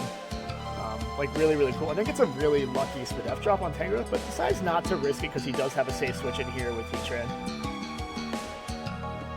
Have to wonder if it's... I really have to wonder what kind of Heatran is, if it's like Flame Body or Flash Fire. And that lets it die. Oh, that could be problematic, actually. And Corey decided to stay and lives the hit. Are you kidding me? And then decides to sack his Diancie instead of sacking Tangrowth because he wants Tangrowth maybe for the two guys in the back still. But regardless, having Volcarona here is nice. Just hit a Bug Buzz because you know he's going to come in and try and start Garf Stone Edge later. So yeah, you do need that Tangrowth to be healthy. Oh, but the crit! The crit was huge! And instead of trying to play around that later, he just sacks Tangrowth and attempts to make an Ashgren sweep. But yeah, not sure about that one on Scarf Landorus. Like, you gotta be looking at your stats and realizing I'm slower, so.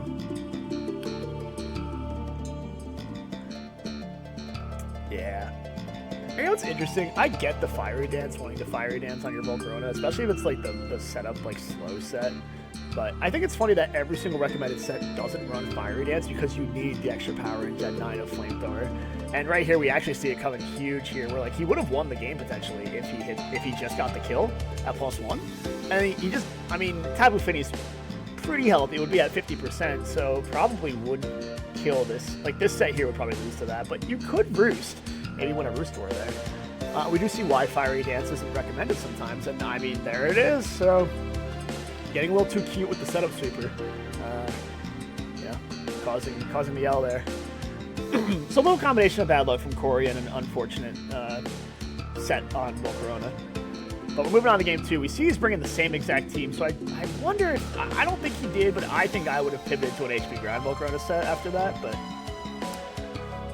just due to all the... Matt likes his steel types, so I think that's a good decision. But we do see him bringing the women team. And getting some really bad luck to start. Sorry for the cough, guys. And then hard switching on Grand. Wow. Let's see. Specs Grand going to do 56 and flinches. So Corey getting really good game 2 luck to start. And then Travis McGurdy. Wow, everything's going right for him. Let's see if he gets the kill here. We see Z Gigavolt Havoc do 40. All right, chat. Does Magnezone suck? Oh my god, I think he does. But stays in. He's a brave guy. Doesn't have a move for Garchomp though, unfortunately. No HP Ice. So Flash Cannon doing about 50. But playing pretty well still, all things considered, having a 5v6. Defog's on Garchomp. Pretty scary situation for Corey to be in. Matt just puts up rocks. SD rocks is a mood. But we've seen it before because you just run this move and you kill Rotom and it's over. Z moves might have been a mistake. But Grant gets to come in and probably hit a good old Hydro Pump, but he misses! Ooh, the luck is starting to turn. That definitely would have mattered. Oh no, gets crit on Greninja. Oh, that's rough. That Greninja could have won the whole game. Although I guess Lopunny is the good revenge killer of it, forcing it out every time. And Mega Dancy finally comes in, and wow, that's a lot of damage. Enough to survive at least. But Corey's team is broken. Like, it's broken apart. I don't think there's anything stopping Lopunny anymore. Especially Magnezone just coming in to give it a free move, but he misses. I jump kick, bro. How do you miss 2 of them? That's so sad. That's brutal.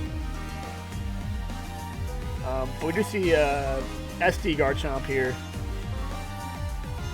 do a lot of damage to Tangrowth, but not even close to enough, unfortunately. We're going to come down to Volcarona versus Heatran again, aren't we? Especially when Matt keeps missing all his inaccurate moves, but luckily Heatran is kind of better than Tangrowth and gets a second shot. So Corey's smartly sacking his Magnezone to the second Magnastorm because, again, that thing is not needed. But Tangrowth comes back out. Ooh, I don't know. This is going to be a tough one. Does he live? He does live, so game's not over yet. Volcarona might be able to do it, although this time rocks are up. And McGurney's going to be a +1, which is really scary. Look, avert your eyes, Stealth Rocks, haters. And we do see a Fiery Dance come in and get the kill. Nice. So, right here, he goes for Bug Buzz, expecting to get the... Like, it's a range, right? It's a definite range. But, like, you could have just Quiver Danced and lived the pump. And then just Bug Buzzed. So, as much as he got, like, maybe a... I think it was, like, a 12% chance to not kill there, and he got it, so really sad. I just really expected a Quiver Dance from Volk, because that covers all your options instead. But maybe he's running some sort of weird Volk that still would die at +1. I don't know. But Corey getting like the worst Volk luck causes 2 game losses. Not 1, but 2 game losses because of just unfortunate Volk calcs. Like if that was, you know, for example, Z Bug Volk, like the normal offensive set, like then this dies too. So just a series of unfortunate events for Corey.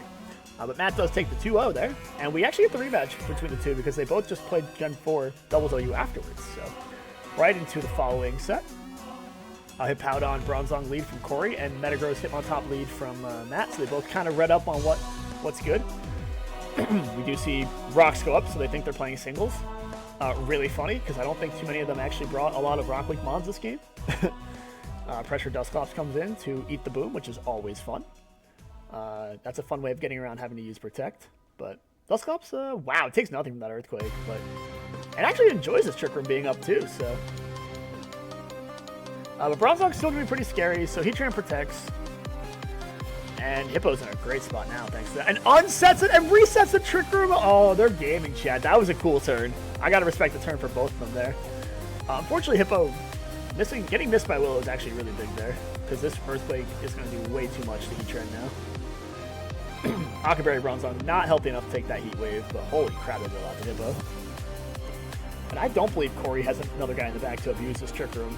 It's a Breloom, so at least he can abuse it by hitting Mach Punch, but instead opts to Protect to get his Toxic Heal started. So Matt just calling it out by hitting Willow onto Hippo instead.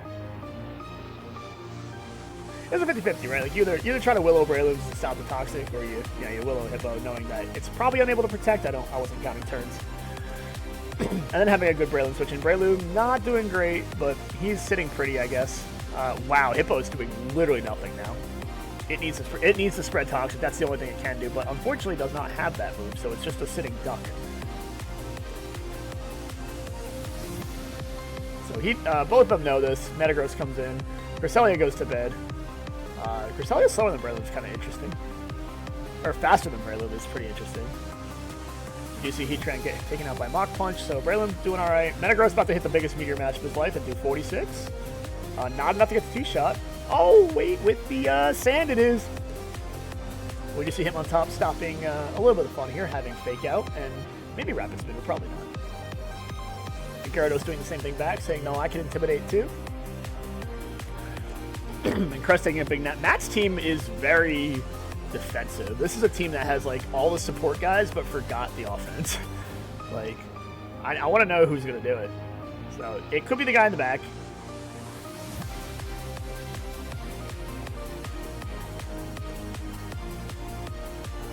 Let's see, is he here? We're never going to find out, so we're going on to game 2. Both of them bringing a lot of standard players though. And Matt saying what he would actually do, which would be bringing Mence. So we actually see Mence and Metagross one of the stronger leads out there, whereas Corey brings Weavile and Mew. And weirdly enough, not the worst lead matchup for Corey, because he can do this. But the power of Steel types rises yet again. And now Corey's in a horrendous spot. So he subs a Magnezone to, let's see, find out. Wow. Taunt Mew coming in clutch, maybe? Let's find out. Does not come in clutch. I think just Gyro Balls anyways. But both the Steel types are trapped, and I think that's neat. Because now you can Earth Power Metagross out of here. At the cost of his Mew, though, so we'll find out if that was relevant or not. Oh, Zapdos Swampert is tough, so deciding to switch in Mence, Corey's side. Let's find out what happens here. T-Bolting Bronzong. Does he explode, chat? He does. That attack drop is not going to do a lot. Does save both of them, though. You see T-Tar coming in on Mence. So Mence just going for a raw Outrage, which is going to do a lot of damage. Wow. And T-Waving T-Tar is actually a complete waste of time. Should have just T-Vaulted. Wow. Getting screwed. Getting absolutely goobed. And I'm not seeing a whole lot of Swampert answers left. And if you're not bringing Swampert answers, you're in trouble. So double Protect here to scout what they're going to go for. Protecting the Fake Out. We do see what looks to be HP Grass Magnezone. So Ice Punch on. Weavile does get the kill, which is nice to see. HP Grass does not, because once again, Swampert is a beast. So see you later, Magnezone. Bonk. Better have that other Swampert check in the back somewhere. But it's Starmie. He can do it. I'll say it. Weavile's not going to have enough damage, though, to even remotely Ice Punch Swampert. So, but someone might not. Oh, we put him in the Torrent range, and that's going to get him the kill. Oh, Corey, you're looking a little foolish. So the idea, maybe the right play there wasn't to attack Swampert at all. But Latias cleans. This is a much stronger BST team than Corey's. I think the big problem with Corey's team was just he keeps bringing Magnezone to beat Steels, but it's hard. It's a hard load. I think it beats Skarmory. Doesn't always beat Steels. But I do like the tech behind it. And now we've got Hippo Bronzong versus Salamence Metagross, which is a pretty fun lead for both of them. Especially when we see Fire Blast crit. Oh, that crit was big. The rocks go up and the Trick Room goes up, so this will be interesting. Who's got the Macho Brace on their Bronzong? It's Matt. And now Hippo is kind of, again, not doing a lot. Especially when a Hydro Pump Swampert's here. So 2 Metagrosses are out. Metagross versus Metagross. Whoop. Hippo does not enjoy that. Meteor mashing the Metagross, doing a lot of damage though. Going for an Ice Fang flinch is a little bit wild. Maybe a freeze. I don't know why he didn't just. I know he doesn't want to double Metagross because, you know, Life Orb Metagross over there, but still. Breloom in a pretty good spot here. Seed Bomb Swampert. Alright, well, Swampert's gone, but so is your Breloom, so I don't know, man. I don't know why I didn't just protect that turn. At least get your Toxic Kill going. But obviously you can't waste too much time in this format. Explosion's too powerful. And we see Gyarados be completely useless because Latias exists, and we see Machamp be a really good guy, but not good enough to 3v1. So, boom boom. I think Machamp's more of a lead in this format than he is a back-end guy. I don't think you usually put Machamp in the back. Corey going out on his own terms saying, I'm going to die to my own sand, thank you. And Matt cleans up game 3. Yeah. That was doubles OU? Not enough ghost types. Too many guys that died of boom. So yeah, that was Gen 8, or sorry, Week 8. Hope you guys enjoyed that one.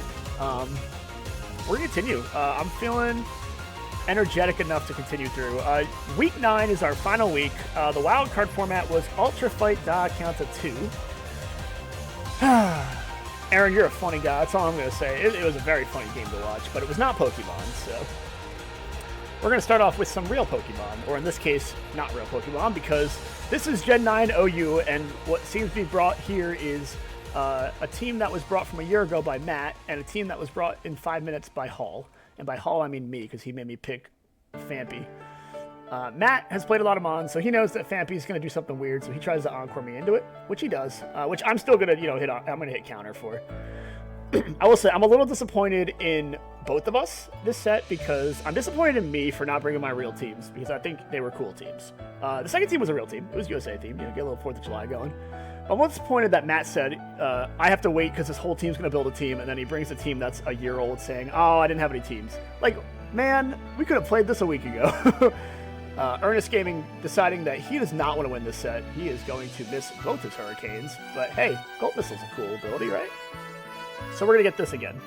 And sadly, we don't get the Pikachu. I was fishing for the Pikachu here. I'm not sure what the odds are of getting the Pikachu, but the Gold Missile's going to come out and actually raise Amarys's defense, which is pretty cool. Contrary is a fun ability. So see you later, Ernest. You should have probably hit a Hurricane, buddy. So Frostlass comes in with the snow, boosting its defense, and we are going to Ice Beam because we don't want to get... We're a triple Axel Frostlass set, and we don't want to get burned. So Vaporeon's in against Shadow the Hedgehog, which this Vaporeon set is interesting. Did you guys know that Vaporeon gets Sunny Day now for whatever reason? I don't know how long it's had that move, but I kind of like it. Allowing Trevenant to come in, and as soon as I sent in Trevenant here, I said, oh, hey guys, guess what Trevenant forgot? He forgot his Terra type. He's not Terra Grass. Oopsie. So, yep. I mean, this is not a real set. This is just babies getting beat up. But don't worry, there's one more baby here, and they've got their dad and mom to come in and do the Tim's nuclear family to attempt to sweep at some point. We do see knockoff Protean kill Hall. So goodbye, Hall. But hey, guess what? I got disabled. That's cool-ish. So Mousehole attempts to come in. He's going to tidy up here.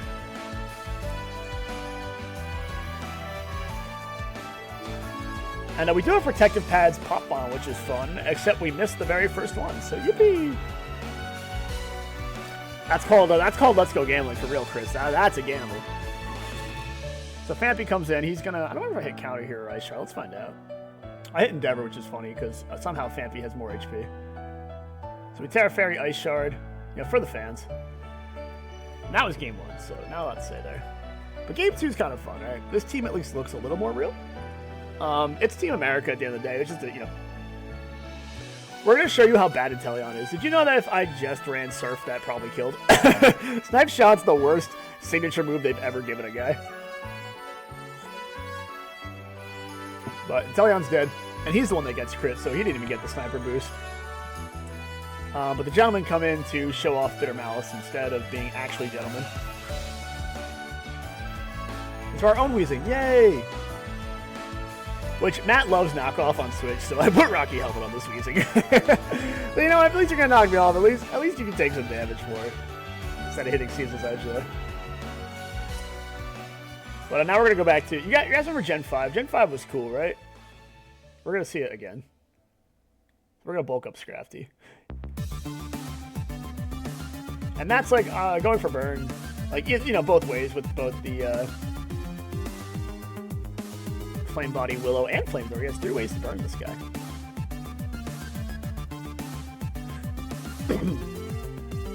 Scrafty is like so close to viable in Gen 9. He's so close. There's just so many guys that do his thing, but like better nowadays.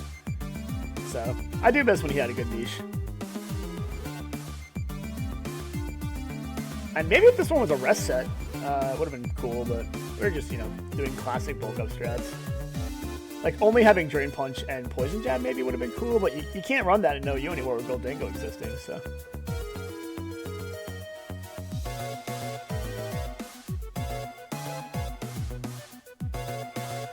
there's the poison. So I wouldn't exactly call this a good use of Scrafty, but sometimes you fish for the wins, right?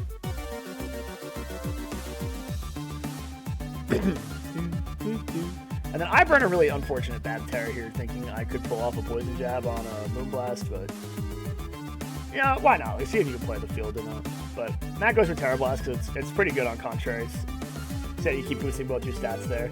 But Mickey D is going to come in and do, you know, Heavy Slam followed by Gunk Shot. And that's just funny. In fact, it's almost like it might even be a real set. Like, Snorlax running just big moves, Heat Crash, Gunk Shot, Heavy Slam might not be the worst set of all time in this gen. You don't have time to set up or do anything else, really. But this Weezing here is in a bad spot. He can't do anything. So he's just going to, you know, defog for, you know, for fun. Allowing the strange teams to always hit at least, and, you know, fishing for the confusion.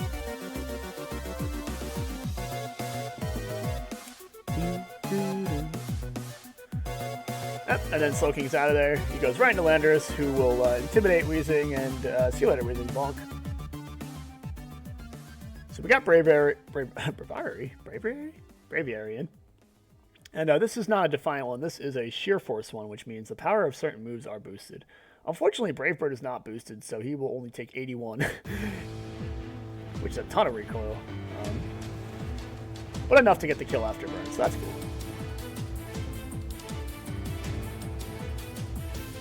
And now we've got one last guy, but he is not running Hyper Voice thanks to the, unfortunately, made team where we just kind of gave him funny moves instead.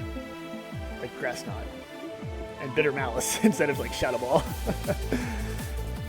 So he's not going to get enough damage to do the kill here. And fun fact, Grass Knot is a contact move, so it will get hit by the Rocky Helmet. And yep, that was the set. Not a lot to say about that one. Let's move on.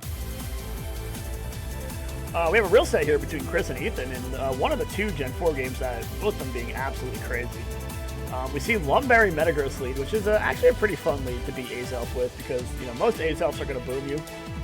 And Metagross lead, I think, is actually more uncommon than you think. You know, this is a great lead to help deal with Machamp, too. They Dynamic Punch you, just Lumberry, and kill him. With your combination of Meteor Mash, Bullet Punch, so.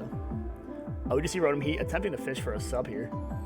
And just gets it by forcing Chris out. And Chris with Guts Machamp. A little crazy, if you ask me. Man thinks that Dynamic Punch did end up getting banned after all. But even not exactly swinging on it like he should. Like, when you see Guts Machamp, you swing that Thunderbolt, you go, I'm killing you. You're just going to die to your own chip at some point, right? But now, like, this is an insane hyper offense seen by Chris. In a good way, but Ethan having to switch in Infernape to be an Infernape resist is pretty funny. Luckily, his looks to be Scarfed and outspeeds. So... which it is because he then close combats Latias, which, hey, that's cool. But unfortunately for Ethan, it's not the Specs Latias. It is indeed the defensive one that only has Ice Beam, which, you know, sucks. Chris could have taken the time to set up as much as he wanted here if he had, like, Reflect or Calm Mind or whatever, but chooses just to kill it. And now Ethan probably thinks he can hit a Pursuit here, right? But you don't Pursuit a defensive Latias. On defensive Latias that runs T-Wave, you crunch, because if he switches out, you're okay with it, and if he doesn't switch out, you'll still get the kill. As you can see there by that Pursuit damage only doing 41, you would have done about 80-something with a crunch. Or in this case, I guess a Night Slash wouldn't have killed because it's a little bit weaker, but you're still fishing for that big crit, right? And then you go for Ice Shard afterwards to try and get the kill. So when Latias beats Weavile, that's when you know that you gotta, you know, that's just that's a game knowledge thing. Like you see 71 that Night Slash, that would have done so much better if you got that in earlier. And he actually does attempt to go for the Ice Shard there and just gets really unlucky. Chris deciding that he's actually in a bit of a rough matchup here because Weavile kind of does wall out solo Ice Beam Latias. So. And we do see, like, this is actually 4 priority guys on Chris's team. It's kind of funny. You got Bullet Punch, Bullet Punch, Bullet Punch, and maybe Knock Punch or Quick Attack or something. Maybe Bullet Punch and Brave. I don't know. I think it's Vacuum Waves as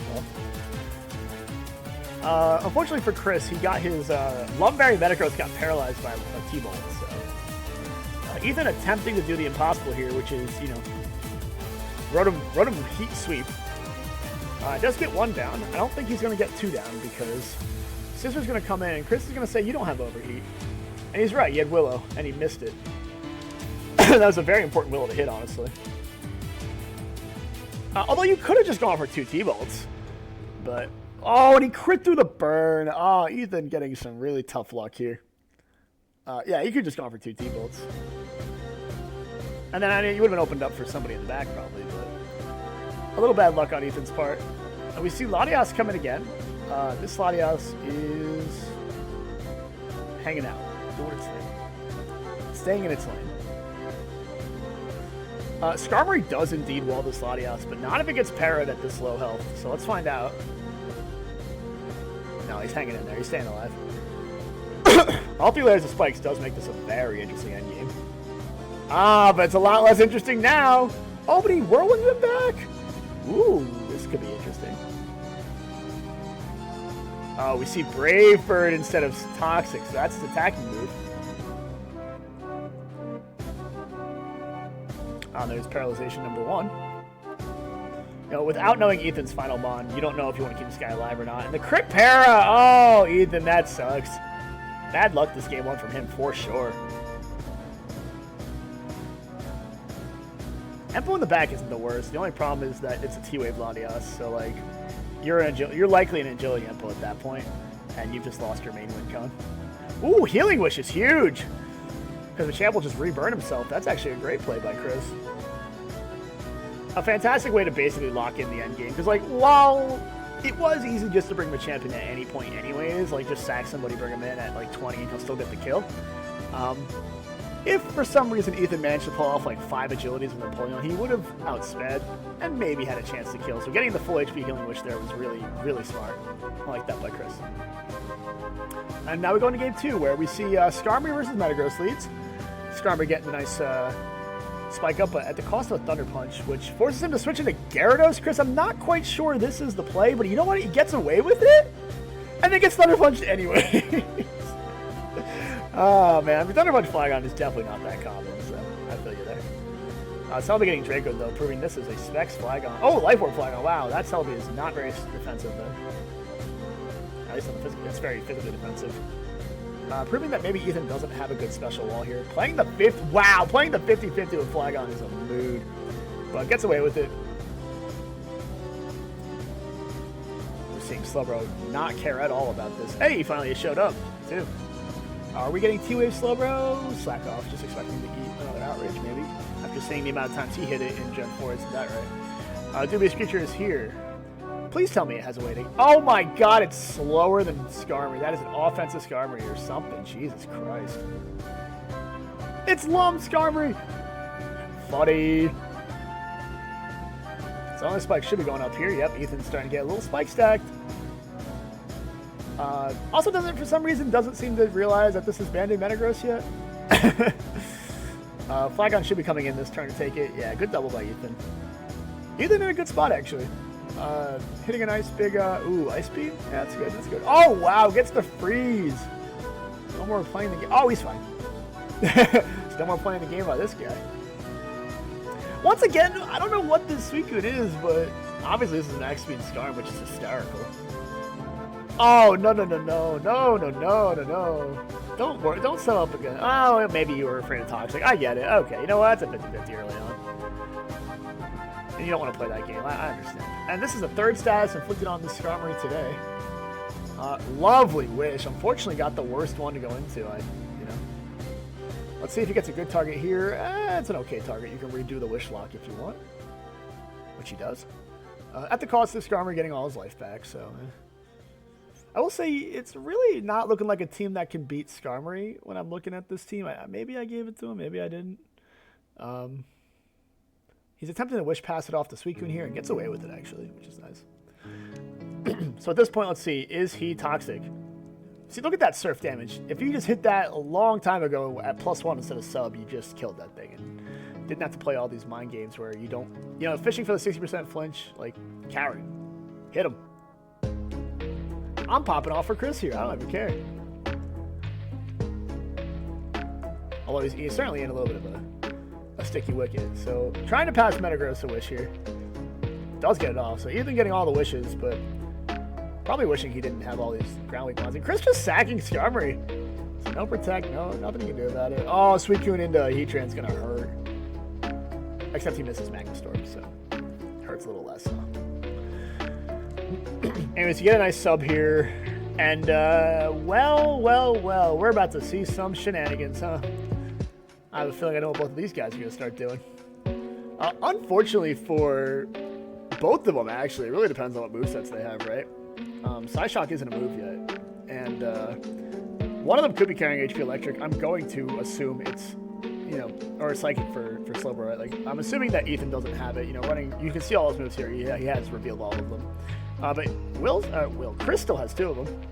And I am confusing my people today. So both of them doing a little bit of a Cold War escalation style gameplay here. But they both are in a good spot, right? Like, so there's advantages to both sides. The advantages for Chris's side is he has healing and a better stab move that will break sub, right? The advantage for Ethan is that he actually has pressure. That's his biggest win con here, is to pressure out the Psychics. Because as long as he doesn't get crit, there's only 8 of them. So as long as he keeps putting the sub up, he's okay. So every time sub goes down, he needs to put sub up. That's how you win this as Ethan. But you know what he doesn't do, chat? You want to know how he throws this game in the garbage? He doesn't put the sub back up. Not only does Psychic not break the sub naturally once, it'll protect from a crit. And you don't have healing as Suicune. So when you don't have a healing set on Suicune, you have to always protect yourself from the crit. Because you can't win this 1v1. You're aiming for a crit on your side, but you have a guaranteed win. Unless Chris crits you like 6 times. Because if he crits the sub, you're fine. But if he doesn't, like, now look at that. You just lost your Suicune. That was an easy win. Always put the sub back up versus the Slowbro in this game. Like, that's something you gotta know. And now there's not nearly enough power. And not only did he go into Jirachi for whatever reason, he could have gone into this and just boomed. Because at worst, you force it out. Even if there's a ghost type in the back, you're taking that trade to take out the ×4 Slowbro, reforce him to consider his actions. Oh well. We learn from these mistakes, hopefully. That's what makes us better players. Shoutouts, Flagon doing 52 with Earthquake. It won't be enough, but he gets a crit, so it is enough. Wow. So good luck on Chris's side there. Maybe a Draco would have actually just killed, though. Forcing Ethan to go into Flagon and lock into Outrage, which will cause him to, well, you're going to see what happens here. Yoshi Exploshi. Chris gets a game win. A game win I think really he got lucky. But it was a fun set to watch. He definitely made a few mistakes in the end with, or in the early game with, letting Skarmory and Gyarados just kind of instantly get deleted. But Skarmory keeping himself alive to get 3 layers of spikes did make some nice end game there. Along with, winning the 1v1 against Suicune, who forgot to put up a sub. There was only 6 Psychics left. I mean, there was only 3 Psychics left to tank, so... like, getting crit by Surf is not that big of a deal for Suicune, but getting crit by Psychic would have, easily ended that, so... Oh well, we move on. Lessons learned. So we're going on to the Game 3 set between Will and Matt here, and I'm only going to show this first game, because the second game only went like 2 turns, so we're not going to talk about it. There's just nothing to say. It was a Line Noon team, apparently, but... Starting off early on, we got 2 Skarmory setting up their spikes. We're going to see which one brought Magneton. Will goes into Jolteon. That's cool. Doesn't want to play the spike stacking war. We do see Claydol, though, so Matt's going to win the spike stacking war no problem, because Claydol is, even though Will does not respect this guy, he is a very good sweeper, or a very good spinner. So no matter what you want to do, this thing will spin on you. It'll spin on you, brother! And Matt saying he hates spinners and then bringing a spinner is pretty comedy, proving that I think that there is room for spinners in Gen 3 instead. Oh, sorry, this is Gen 3, not talking about Gen 4. He hates spinning in Gen 4. Spinning in Gen 3, peak.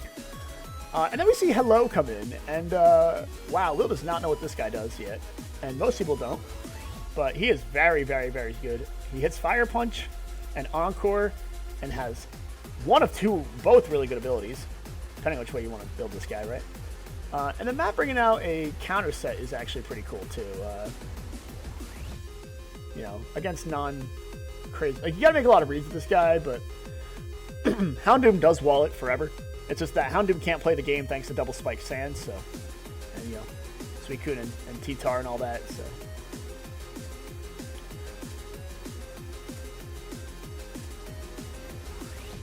We do see Hidden Power come out and do respectable damage to Suicune, but it is a Sleep Talk set, and we are playing Gen 2. So, here's Gyarados.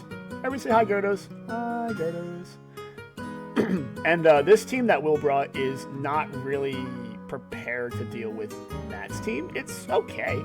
I like the gimmicks behind it, but it's a pretty bad matchup. The more I look, like the more I think about this set, this team is definitely fishing for more of an offensive team with your Jolteon, you know, your Breloom, your DD Dose. And we're gonna see here Liquid Ooze come in, so it's not even sticky, whatever. It's just Liquid Ooze. I mean that everybody on Will's team now is going to take damage from Leech Seed, although you do still take it away from Mr. No Name over there. Well, it's gonna do a lot of HP back. So we do see an Encore here. I think,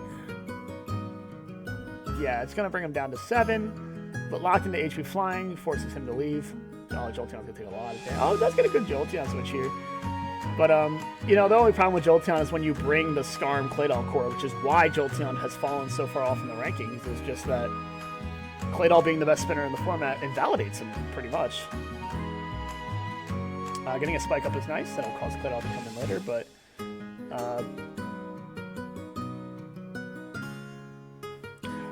yeah, if there's a DD taunt Gyarados, this game might be over, but it is not. So, see you later. I'm a big fan of DD taunt, even though in Gen 3 taunt's bad. It still can win you. It can win you games against teams like this. Like teams that are really, really focused on just spike stacking, lose to DD taunt Gyarados. Because all you need is HP Flying and Earthquake. You can break through Toxic Skarm with that. If it's, you know, if it's any other Skarm, I get it. But, you know, oh well. You gotta live and learn about those Drill Peck Skarms. So we see the fun guy make his appearance one more time. More spikes for you. And now a Fire Punch coming in on somebody who has to take 3 layers of spikes or be Gyarados. So let's see. We're actually playing around Mr. No Name over there quite well with Gyarados. It's just that no way of beating Skarmory. No reliable way of beating Skarmory. I think even if this was a Zapdos instead of Mr. Adam Dog over there, this could have been a pretty baller idea. But goes into Breloom. And I know it's like, ooh, I'll get my I didn't get Toxic Heal yet. Ah, well. No taunt on Gyarados, so we're just watching Will get whittled down in a very War of Attrition-y game, Series 3. And there's the Toxic. Like, as soon as Toxic hits you, it's over. You could probably hit the end game button here. And I think he actually does, so he knows. So that was game 1. At the end of the day, if you're always playing the 50-50 in Gen 3 of whether or not you have to bring Magneton to beat Skarmory or not, or if you're going to bring a spinner. And Will didn't bring a spinner and brought Jolteon to beat Doug Trio. It's like, you know, he brought the guy to beat Doug Trio and not Magneton, and it just didn't work out for him this game. So, that happens. That is the Gen 3 experience sometimes. And I do think that I didn't talk about it a lot, but the set that Matt has on Swallow, I hope he built it himself, because I do want to give him credit for that. It's very smart for Gen 3. Like, you've got your Fire Punch, you've got your Encore, you've got your counter, you've got everything that makes a good Mon on paper. You've got the anti-Breloom or the anti-knockoff, depending on which way you want to build it. You got your anti-Clef, although Clef isn't real. So I should say your anti-setup sweepers if you're smart and know how the meta works. So everything about the guy works. The only thing that doesn't work is his like inability to, you know, he's grounded. He's a grounded poison type. And that combined with Claydol spinning gives him everything he needs. So, you know, Spikes, Claydol, and Mr. No Name all come together to form a really, really good core, actually. One that you gotta have the right tools to beat, and Will's team just didn't have the right tools to beat it. So, move on to Gen 9. We're gonna talk about a little doubles OU here. This was a really, really fun set that was played, like, I don't know, 2 days after the week was over because no one knows how to schedule. But that's okay because this was a fun set and made up for it. Hall brought Mono Dark and Dante brought Mono Dragon. But the fun part about this Mono Dark team is it's a very good variation of Hall's VGC team that he brought back when he went to compete. I don't know how long ago. Reg A or whatever, back when they competed in Reg A somewhere. When Merker was still a thing, right? So Torn at home hitting Tailwind for Dark types is thumbs up. I like it. And unfortunately for Dante, he did have a Tailwind on his own to try and put up with Roaring Moon, but he could have Tailwind and protected with Regidrago, which would have been a cool play. But instead opting to go for Breaking Swipe to lower the damage to hit Dragon Energy is actually a pretty decent idea too. Sadly, it means he will not be getting Tailwind for the rest of the match, though, thanks to the combination of Triple Axel Weavile, who is probably in Tailwind, the scariest thing a Dragon team has ever seen, and Close Combat on Crocodile. And we see Intimidate, so no Moxie. But 2 boosters come in, two more big statisticals come in, and no Thunderclap on Weavile. He probably didn't care, but definitely would have been nice to hit on Weavile just due to Breaking Sash. Missed Rock Slide from Crook is a little unfortunate. So no Sash, so we could have seen a Thunderclap actually kill Weavile there, potentially. And now we see Burning Bulwark on Gouging Fire. Take a Dragon Meteor, no burn. Going for Gunk Shot. And we see Banded Dragonite. Hall is talking to me. He's like, that's Banded. And I'm like, is it? It was Banded. And Dante attempting a Burning Bulwark twice, forgetting that it works like Protect, I guess, because he really would have enjoyed actually swinging with Gouging Fire this turn instead of doing nothing, letting Dragonite just die like that. But Hydro Steam kills the guy that probably doesn't matter. But Stomp Tantrum going after Damage Fish. And we got an endgame here of Kenneth, who fails a Sucker Punch, targeting the wrong guy, gets absolutely brutalized, and doesn't kill with Dark Pulse, so Walking Wake is able to finish this off, although for some fun reason goes for a Draco Meteor, where he could have absolutely just hit Hydro Steam and chose to do the one thing that would cause him to potentially lose the game.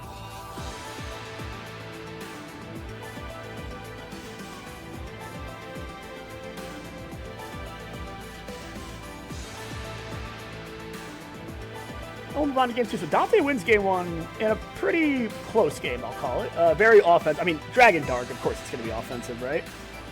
We're moving on to ground here for game 2. Ground versus Poison, and Dante's he's locked in, right? Hall's like, oh, it's over. I can't win this, which, granted, he really can't. But there are a few tools that Poison has. I'll go back to the team screen for this one.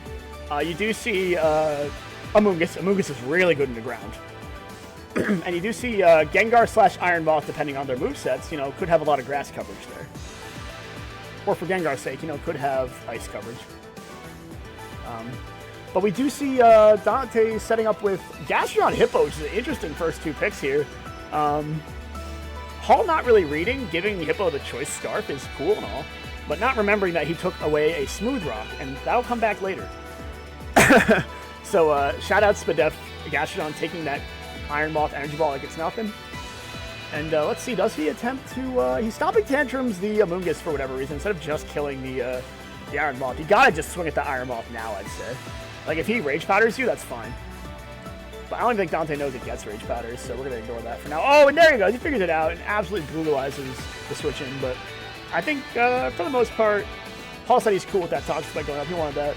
So out comes Toxicity for some reason. To hit Big Boom Burst is my guess. Which hits everybody, by the way, so even the dog's going to take some damage here. And now, out of all the guys to put in, he sends in Ursaluna, the only guy that's slower than these two. And I'm like, no, Dante, just send in your Landorus and hit a ground move. It's so free. Instead, he sacks both of these guys for no reason. No, I mean, yeah, he didn't realize he would explode to these two, and I get it. That's why he Helping Handed and attempted to hit, a big move.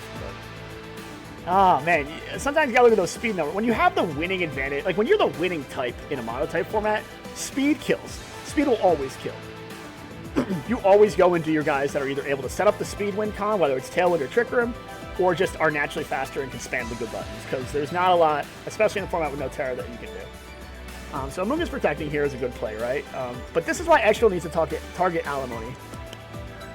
And that was fine with target. But you know what? You got away with it. It's all good. Sandstorm is up for one more turn. Hall is stalling out the final turn of Sand Rush Extra Drill. And for some reason, Dante protects his Mammoth instead of just killing the Amoonguss.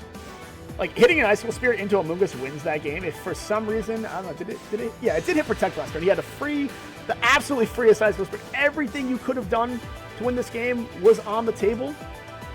And it all just got thrown away. You know what? We talked about it afterwards, and it was okay. You said he's learning. He's always learning something new. But sometimes it's just, another day, another dollar with this set. That was a Dante's set to win as well, and he should have 3 or 4 of those this year. Somehow, Monotype is just the most insane variation of formats at times. We're going to go to game 3 here, where Dante brings his fighting team, and Dante brings Dragon, and Hall goes back to fighting. Hall bringing his Valiant lead is probably the scariest thing any Dragon team has ever seen. And for some reason, Dante, no, he hits Dragon Pulse with a fairy type. No. I'm pretty sure Thunderclap can kill Valiant at +1, but all the Raging Bolt heads out there need to tell me if that's for sure or not. Anyways, we're gonna watch Valiant kind of sweep a whole team here, and there's really nothing you can do about it. I think Dante ran out of gas. Maybe should have brought the second team in the end. Would have been kind of fun, but he didn't realize. I gave him a set where Iron Crown's EVs got switched by accident, and it was technically illegal. He didn't know how to fix it at the time. So I said, "Oh, you just need to change his, EVs from 31 to 20," and that was that. Event EVs for some reason. He's doing a trick room team, so it was slow Iron Crown. Anyways, we're gonna see Hall attempt to fake out Roaring Moon, which is Covert Cloak, which is pretty funny. A more breaking swipe onto the team here, so that's a really, really low HP, but really high defense Iron Hands now. Still gonna get a lot of health points back from Roaring Moon though. And Dante's back to his final 2 again. Always Gougy Fire and Walking Away, huh? Always the two dragons. And for some reason, Stomping Tantrum's a bug tape. And I'm pretty sure it did have a fire move on that set. But I could have been wrong. If he didn't, you got a Draco Meteor, though, the Heracross. And Hall locked in at this point. He said, I know when Dante's going to hit Protect. And he was right every time. He called it out every single time. So, game over. Did get Drain Punched here, though, by accident. He double targeted Wake, but when he killed Wake with Heracross, he got redirected into Gougy Fire, which is pretty funny. So Gougy Fire going to take a nice Rock Blast here from Heracross, and that is the game. So Hall, by the skin of his teeth, comes out alive and wins it 2-1. Over on the other side of bracket, we have Corey's team versus David's team, Ernest and Jordan playing in the, actually, if you guys, you might be at this point like me where you're kind of autopiloting a bit, lock in for this set. This is the craziest Gen 4 set I've ever seen. Talk about wild, wacky, wavy, inflatable arm man over here. First of all, he pulls off a nice confusion onto a 50-50 onto Hippo and Skarmory. And man, when I look at Hippo Skarm teams and I see Machamp, I'm like, brother, I'm spamming Dynamic Punch until you prove to me you have a Ghost type. And you're gonna hit yourself in confusion every time. So for those counting at home, it is too. And Heatran comes in on Spike turn here, a good usage of Heatran. And Hippo 1 comes back out, but I'll be real, chat. Hippo 1 crit, not going to be enough. Just a little too especially weak. And Starmie comes in. Now that's a good switch into Heatran. In fact, might be one of the best switches to Heatran thanks to Natural Cure and Hydro Pump. But Latias comes in, takes that no problem, and Jirachi comes in, takes the Draco. So, kind of trading around, showing off their walls on their team. Jordan's team is very, very happy the sand is up, I'll just say that. But Jirachi running Protect to Scout, I'm not sure what exactly. It Draco'd you. It's probably not going to trick you, but getting burned by Loudflume and not getting the Body Slam para, now that is some interesting hacks. Do we see him get it the second time? We do, or her get it the second time, sorry. Does get it the second time. But when Jirachi's burned, it's effectively useless on all its normal sets. Like, sure, you can pull off Wish Protect, but like at what cost? You're momentum sink, you can't do any damage. And versus an already, paralyzed Heatran or a Machamp that can come in and want Guts, although it doesn't usually happen. In this case, not a Guts Machamp. We're just seeing Jirachi attempt to stall Heatran, which is, literally impossible. It will never die. But we got Clefable and Swampert, and did you see that Swampert was banded, which is very unique, because even without the band, you're still putting 48? I'm sorry? Swampert, I was unaware of your game. Clef players not respecting banded Swampert, who's now unbanded and still basically almost two-shotting you? That's wild. And now looking at the rest of the team, I'm seeing that Swampert is a problem for this team. The crit that maybe mattered, I don't know. And then living a Hydro Pump, getting put into Torrent range, but not going for Waterfall. So the team is falling apart at its seams. Got to pick up the first KO here against Swampert with a Psychic.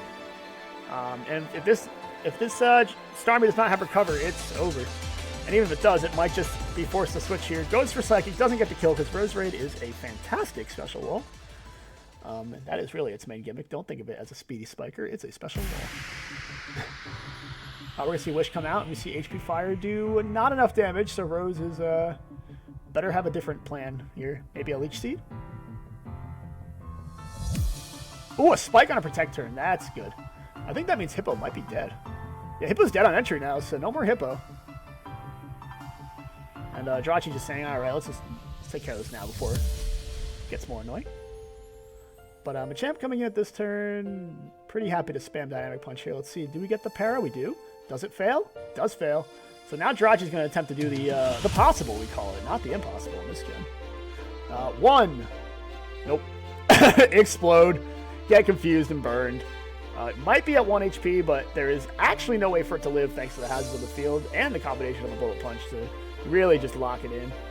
So the only guy left is Skarmory, who I think has no attacking moves. We're going to find out if it has Brave Bird or no, we're not, because it roared that turn. And it hit itself in confusion. That's wild.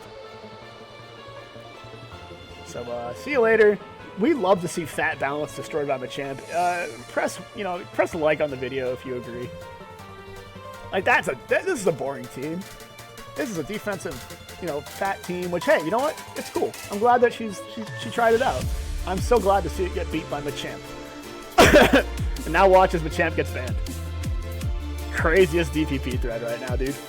Anyway, speaking of crazy DPP, Azelf just exploded Thunderbolt, which I don't know if I highly doubt the crit mattered. But seeing lead Azelf not be Sash is always very unique to me because it's like, I feel like the Colbert lead it's interesting, right? Like, you got to play around non-T-Tar leads when you run that set. But Jordan trading rocks for Infernape, brutalizing the team here with a Flare Blitz Burn, which luckily T-Tar was Lumberry, so he's not completely dead weight, but it sure felt like it, right? And I'm still questioning that magazine. I gotta wonder what he was thinking. Like, I gotta wonder what that's for. Like, that's cool though. It's a very unique choice of a lead. Anyways, now we're gonna see Ernest do Iron Head Rachi stuff. So I hope, Flinch Rachi, boring boo, everyone boo this man. But not enough to stay in versus Swampert. A little scared of that. Goes into Latias. The classic Jirachi Latias combination is really hard to beat. And then, oops, Lucario gets crit by a Draco. Funny. And we see E-Speed come in and do 38. Not enough. Life Orb kills itself. And there you go. I'm not sure switching Lucario raw into Latias is ever, the play, though. But this is an insane amount of crits that have been happening this game. And there's, nothing you can do about that. 40T is in here. Shoutouts 40T. He's going to Rapid Spin and die. Having a Rapid Spinner on a team that's mostly not caring about Cell Rocks is kind of funny. But having a Steel type is always pretty good, so I'll give it to him. We got Calm Mind Suicune in here, and I believe this is also a Bandit Swampert on the other side, so, fun. Everyone's out here running Bandit Swampert, but you know what he's gonna do, chat? He's gonna die to a crit Hydro Pump. That definitely would have put him in Torrent if he didn't die, so yeah. Infernape, actually, I'm gonna be real with you guys. Infernape T-Tar might have been able to win this game if this Suicune went down. If that didn't crit Hydro Pump and it put him down to around Grass Knot range anyways, we could have had a game, depending on the set. So, disaster gameplay for Jordan. Absolutely horrible luck. You end the season that way, man. And you're like, oh, yeah, guys, we're going to play DPP next season. And you're like, you got PTSD flashbacks coming from this set. Well. Anyways, we got 2 more sets to keep going. Bannon versus Lily, Gen 3 OU. Lock in. This will be a good time. This is probably my favorite set of the week. So we got Thunder Wave on Zapdos lead, and we see Glalie attempt to probably set up a spike here, maybe Ice Beam the Zapdos, depending on what it wants to do. But after getting parried on a pretty low chance odds, I say just spamming Ice Beam's not the worst thing in the world, right? Fish for the freeze, maybe. Gyarados comes in to take a Meteor Mash and or Boom, but it's actually kind of funny. Bannon chooses Rock Slide because he sees Glalie and goes, you know what? I can attempt to Rock Slide that and get the kill. And Gyarados does not take the Rock Slide at all. So he is dead. Poor Gyarados players, man. They have it rough sometimes. Sometimes they're living the highest of highs, and sometimes they're just not. We do see Lily attempting to draw a miss on Rock Slide with sub, which is asking quite a lot if you ask me. And losing a whole Suicune to a rock sliding banded Metagross is like, it's a mood, dude. You don't feel good when you're the Suicune player after that. Anyways, Zapdos is in, and I assume a ground electric resist is coming, but it's not a ground type, so you'll be taking a tiny bit of chip there. And SD Celebi, whoa, hold on. Really cool set. I wonder who it was going to get passed to, because the artist is already dead. So, like, not going to Celebi again there. Sacking the Suicune, a little bit of a, I don't think that's the best play. I think you get a free Celebi switch there, I think, but we see the whole team revealed. It actually could have gone to Charizard, Gyarados, or the Snorlax, so, a lot of potential options for SD, which is nice. Granted, it could just be an SD set itself, but that's not very common at all. Snorlax takes on Zapdos just fine, pulling off some Gen 2 stuff here. But, wow, that is a name for Aerodactyl I don't think I've seen before. And Ben, expecting a boom or something, goes into Gengar, who now hits Brick Break and annihilates that poor Glalie. Physical Gengar is the coolest thing, I'll say it. It's super underrated. Or I should say mixed. You gotta have one special move to deal with like Ments and stuff in Gen 3 for sure. You need a nice Beamer or Thunderbolt on that for Skarmory, but having the rest of your set be banded, or at least full attack, is really fun. Speaking of full attack, this whole game is over because Bandit just boomed 2 guys, had the mod advantage, and just hit boom 3 times without any way around it. So yay, boom, boom, boom. And yeah, that's the fun part of running a Hyper Boom team, is sometimes you just need one mon to die. And Lily did not have a single Steel type to take a boom, or Rock type even. So really good matchup for a boom team. And we'll move on to game 2. And we didn't really get to see a whole lot of what the end game of that was because it just ended so quickly. Lead Snorlax is interesting. We see Porygon 2 come in here, who has immunity, which is cool if he was trying to dodge a Toxic, but instead gets Yawn. So, wasn't a really interesting play on a normal Snorlax, maybe. But now he's Honkshoe, and Snorlax is hitting Return, which is a huge... Oh, I'm sorry, I've got the wrong sides. Hold on, let's flip this back around. Bandon's running Lead Snorlax. That makes way more sense. I'm like, Bandon doesn't run Porygon 2. What am I looking at here? But Lily bringing a pretty good, I'm going to call this a nice balanced team, but it's getting a little bit chunked right now by the Snorlax. We'll see what happens. Another return here. Just so much damage. That is not defensive, Swampert. That is very offensive. In fact, it's so offensive, it's Sub Endeavor, which, weirdly enough, with the Slackberry, is not really going to do its job because of Leech Seed. So Bannon just says, I'm going to boom. We'll come back to this later. Ments is a pretty good play, I think, on Sub Endeavor sets, especially special Mixed Ments. Wow. Don't see that one all the time from Bannon.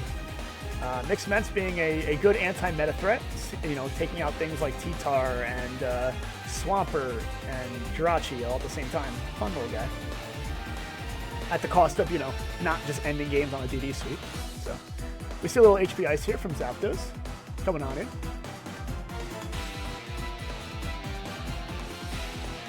And Magneton's in, and that guy is scary.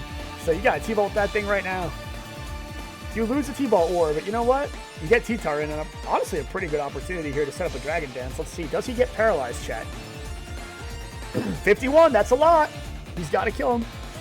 Can't get 2 up. But I think as long as... Yeah, with Porygon 2 asleep, I'm pretty sure that T-Tar just straight up sweeps this game. It doesn't seem to reveal HP Bug for Celebi just opting to go for Rock Slide, so I assume that last move is...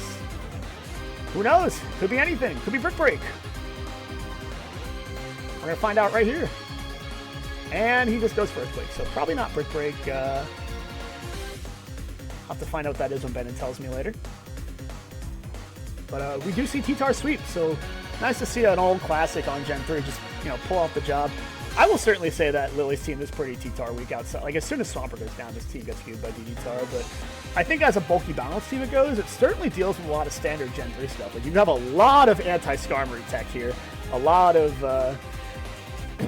fun guys, but no real, who's the setup sweeper here? Like, who's going to win you the game? Maybe it was Jirachi.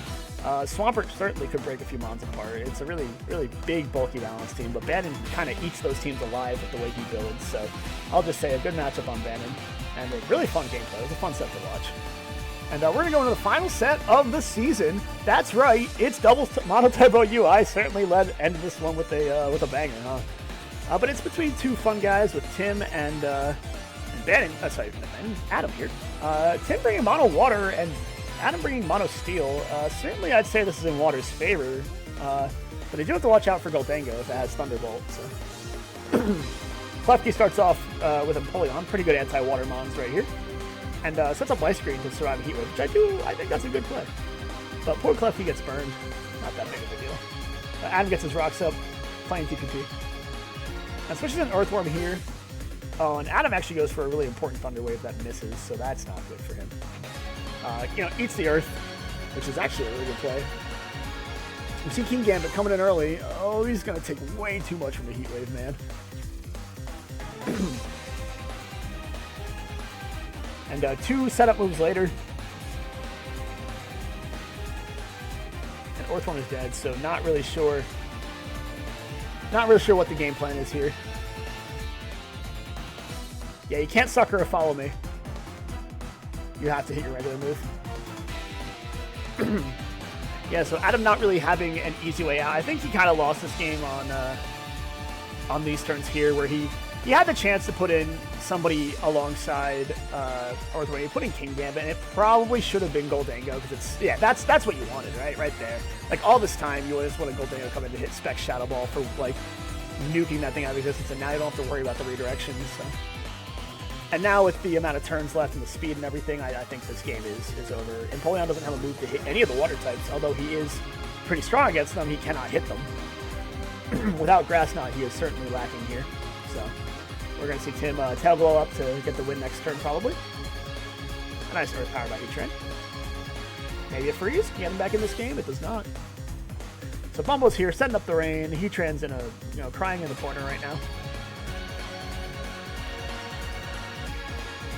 And Hurricane in on Empoleon. Does get the confusion. That's rough for Adam. Hits a Surf. Oh, not Surf did more than I expected. He's a Jack Bun. He's out of there. Oh, no. Adam, watch out. It's a Barracuda. And there is nothing he can do to survive. Oh, a Crunch. I thought he close combat. Well, regardless, there's nothing that can happen here except for freeze fishing. So we're going to go to game 2 as soon as Tim decides to give Adam a little more pain inflicted by the power of Hydration Manaphy. So, rough match of game 1. Goldango didn't have like Thunderbolt. I think that kind of made things a lot harder, if I recall correctly. But game 2, we've got Adam brought Mono Dragon into Mono Rock, and Mono Rock is actually pretty good into Mono Dragon. The weather, the speed, and all that, Dragon has a really big problem of only kind of being one. I'm gonna call it like one gear. It has one gear it can do. It has a lot of trouble adapting, so it needs to play its game plan. And Sand is one team that can actually, like Sand Rock specifically, is one team that can really shift gears too fast for it. Cut those corners too tight. But we do see Hydro Pump attempt to kill T-Tar, but without the booster energy on this, it's life forward. That's okay. That does about the same damage. We actually don't see him pull it out, so. The special defense of the rock there, just, the Sandstorm special defense T-Tar moment came in once again. And we see the Icicle Spear coming in on Gomorrah, which is funny because every hit's going to proc Toxic Debris. So now it's thanks to the fact that there's 2 of them, not only do you not get the kill and Dragonite's dead, there's Toxic on the ground now. So if that Kyurem had Earth Power, which I think I've seen very rare occasions of Kyurem having sub-DD Icicle Spear Earth Power and singles, but there's no way it's a double set, right? Type Z. Kind of like that name, actually. Don't know why he's the only one named. Oh, no. Lycanroc cannot take that. Oh, but he does. He only gets a 4-hit Tailwind. Oh, that's sad. Oh, that's a little bit of unfortunate luck for Adam. But I'll just say this. Here comes in... Wow, Endeavor. Oh, my God. Endeavor onto the stamina. Oh, that's a huge and beautiful play. The best counter to Rock is now dead. That is really, really smart. But he does body press the Ogerpon, and we're actually getting kind of in a... Tailwind's going to allow for a double kill here, no problem, right? So, with the double Toxic on the ground, it's just a matter of stalling it out.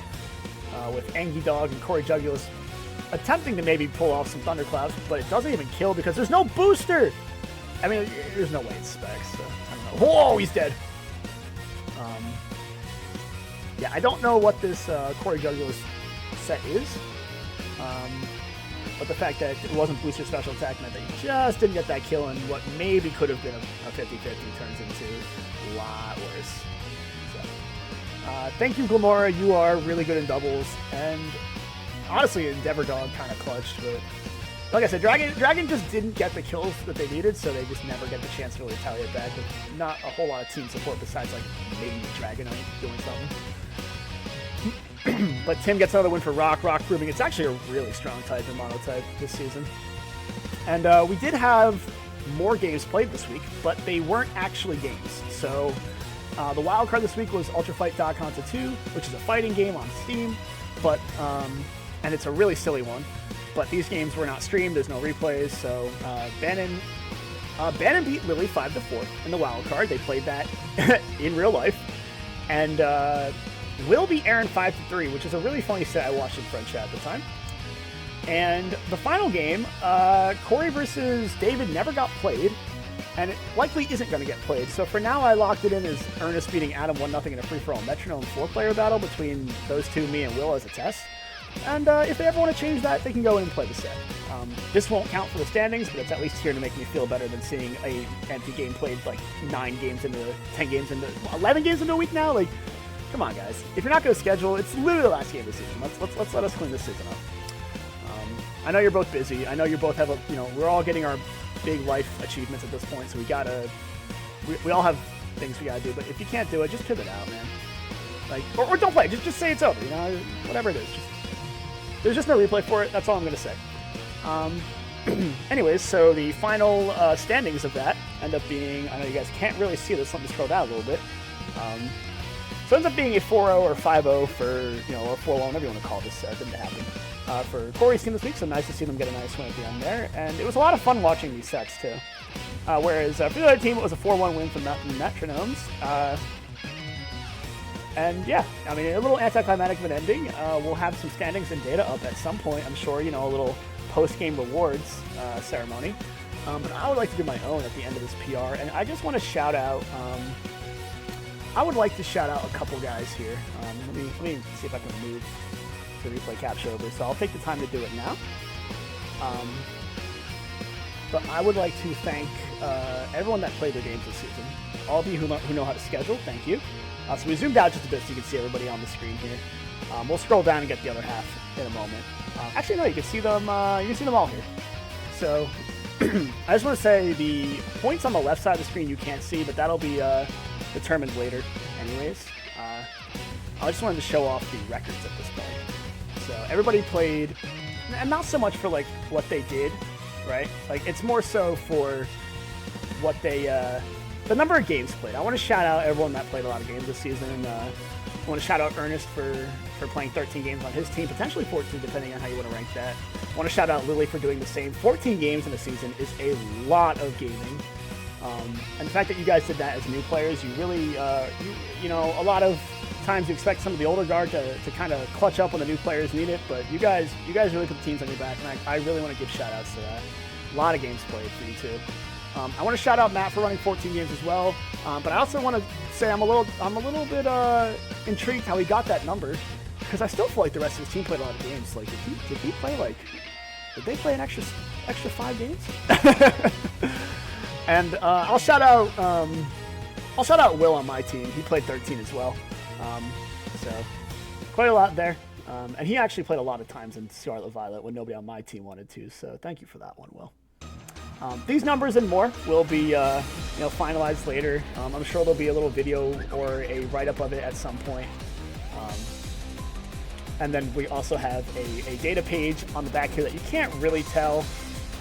It's not even remotely complete. Like a Pokemon usage page is in the works apparently for, you guys can't even see it there, so I'll just stick to standings. JT said he might do it, and he might only do it for DPP because he's so busy, so keep your eyes out for that. And I guess I'll point out the final standings of the year. We have the in first place with 8 week wins. I don't have an easy way to show this, guys. I do apologize.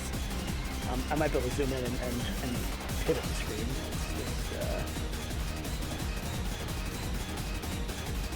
Yeah, this is about as good as I'm going to get. You see on the very left side of the screen there